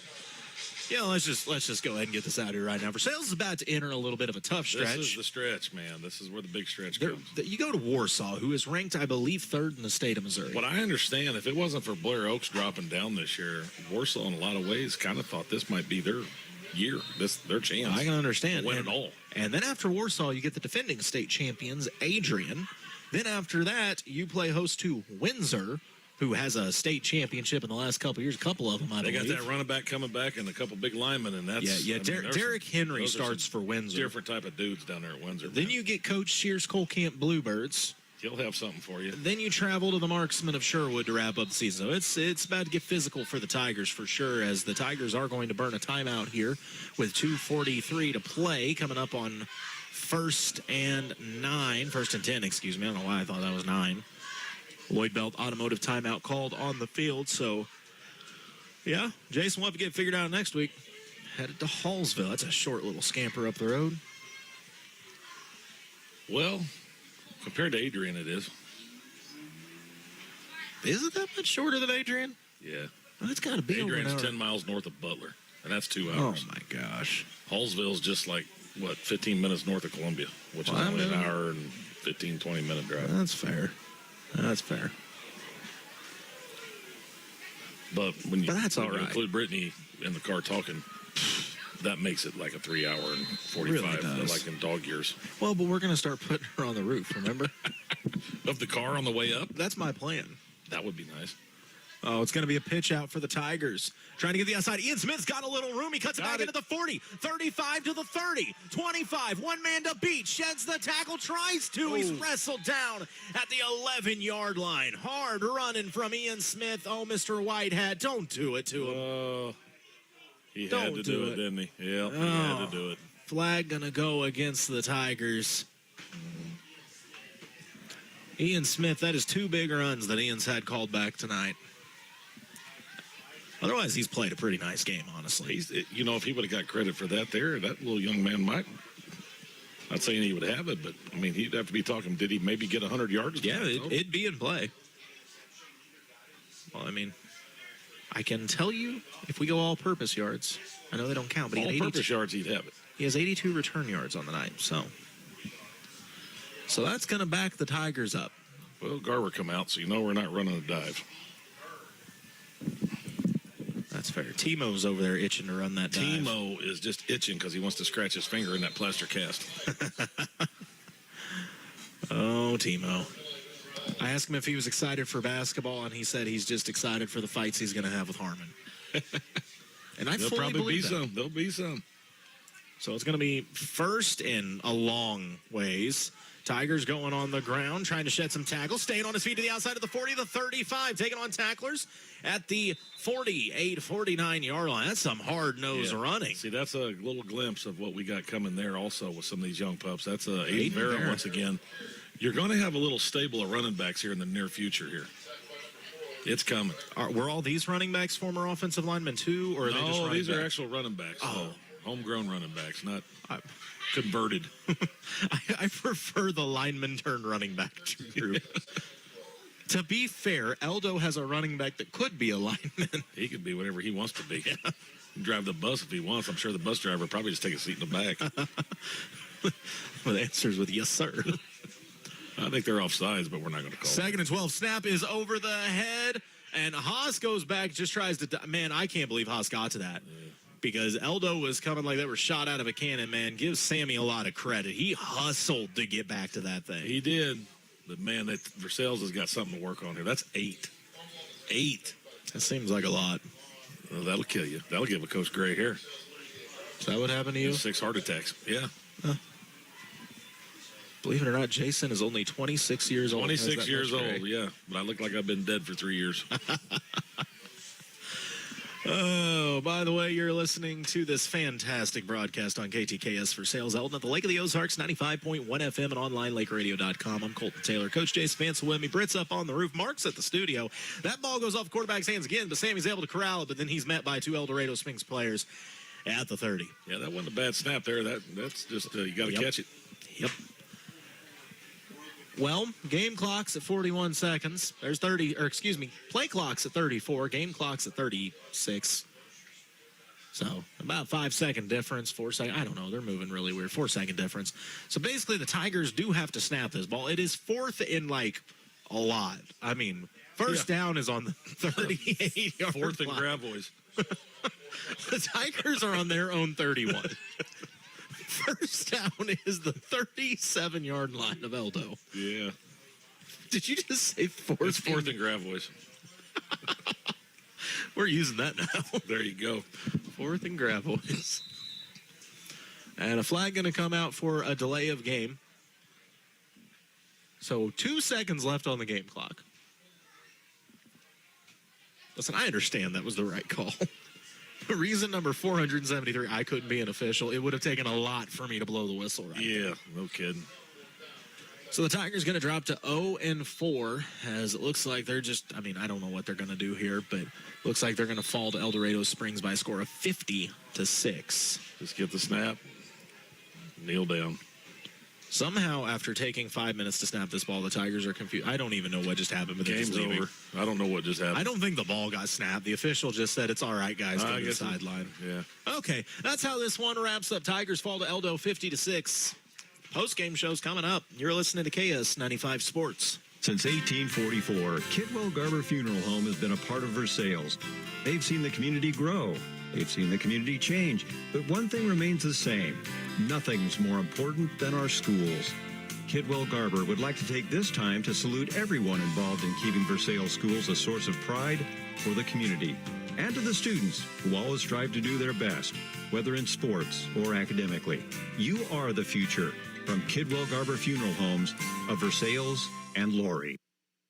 Whoa, Central Ozarks Medical Center, your health, our mission. COMC has been providing quality health care in central Missouri since 1979. From primary care, OBGYN, pediatrics, senior health, dental, and behavioral health. Go to centralozarks.org for a location near you. Or call 877-406-2662. COMC, the healthy place to be. Custom railing stairs that gleam. Awnings made just like your dream. American Sun controls the name. Since 1985, they lead the game. Screen enclosures keep bugs at bay. Enjoy your summer every day. Family owned and local too. American Sun Control. Made for you. In a world where energy powers your every moment, one company dares to go beyond keeping the lights on. Hitachi Energy in Jefferson City is looking for new team members with manufacturing skills. If you have experience in welding, painting, cabinet assembly, and can operate a fork truck, then you can join a team that inspires progress. Change your future today at Hitachi Energy. Go to HitachiEnergy.com and click on careers. We're back with this post-game show as a tough bout for the Tigers. They fall 50-6 to the El Dorado Springs Bulldogs. Tigers go to 0-4 on the season, 0-2 in conference play next week. Well, it doesn't get easier for you. You get to go to the home of the number 3 ranked team in the state of Missouri, the Warsaw Wildcats, who, if it tells you anything, they played the defending state champions Adrian. It was last week or the week prior, and I believe they beat them 28-0. So Warsaw might be good at football. Yeah. Who did they play tonight? I could not tell you. I'm gonna see if I can find out. They played somebody, but either way. But this is a tough stretch coming up. This is the part of the schedule that you just don't look forward to. Oh, they played Sherwood. Oh, 61-0. They beat Sherwood 61-0. Yeah. Oi. All righty then. Well, nonetheless, Tigers will have a tough matchup next week. We'll be with Eldon as they travel to Hallsville. Nice little tri-county bout in that one. But, there were positives away from this game. I was really impressed with both of the big-name backs. We're talking about, Ian Smith, of course, had the big kick return. But on top of that, I really thought – I loved how Ethan Garber played all around tonight. I think Ethan played a real good game overall and just playing hard on both sides. I mean, he had that one big rundown on defense. That I still can't get over that. Didn't really, in the end of the game, didn't really matter. But, it still says a lot about him as a young man. But no, he played good, and Ian played good. Had a couple big runs called back, and that's kind of what we got is those two young men right now. You got to have something to build around, and you got to have a precedent to set. I think back to I can remember the last few years when the Chiefs were absolutely abysmal. There was a few guys that still set the bar. Derek Johnson, Eric Berry, Justin Houston, Tom Bahali, those guys. It doesn't matter. We knew Matt Castle was not going to do anything for us. Didn't matter. I can remember playing the undefeated Packers that year. Derek Johnson single-handedly got 3 straight stops on the goal line to keep them from scoring, and we gave them their first loss. Did it help us make the playoffs? No, we were terrible. No, but there was a precedent set, and next thing you know, things start falling into place. Players start getting better. Before you know it, we're running Hungry Pig and Dontari Poe's throwing touchdowns. This is the start of something. You have a couple kids that don't care that they're down 44 points. They're still playing as hard as they can. Those will be your leaders next year. I guarantee you those boys will be who a lot of people look to. Yeah, and lead this deal just through the way they play the game. We saw an army of little future Tigers here tonight.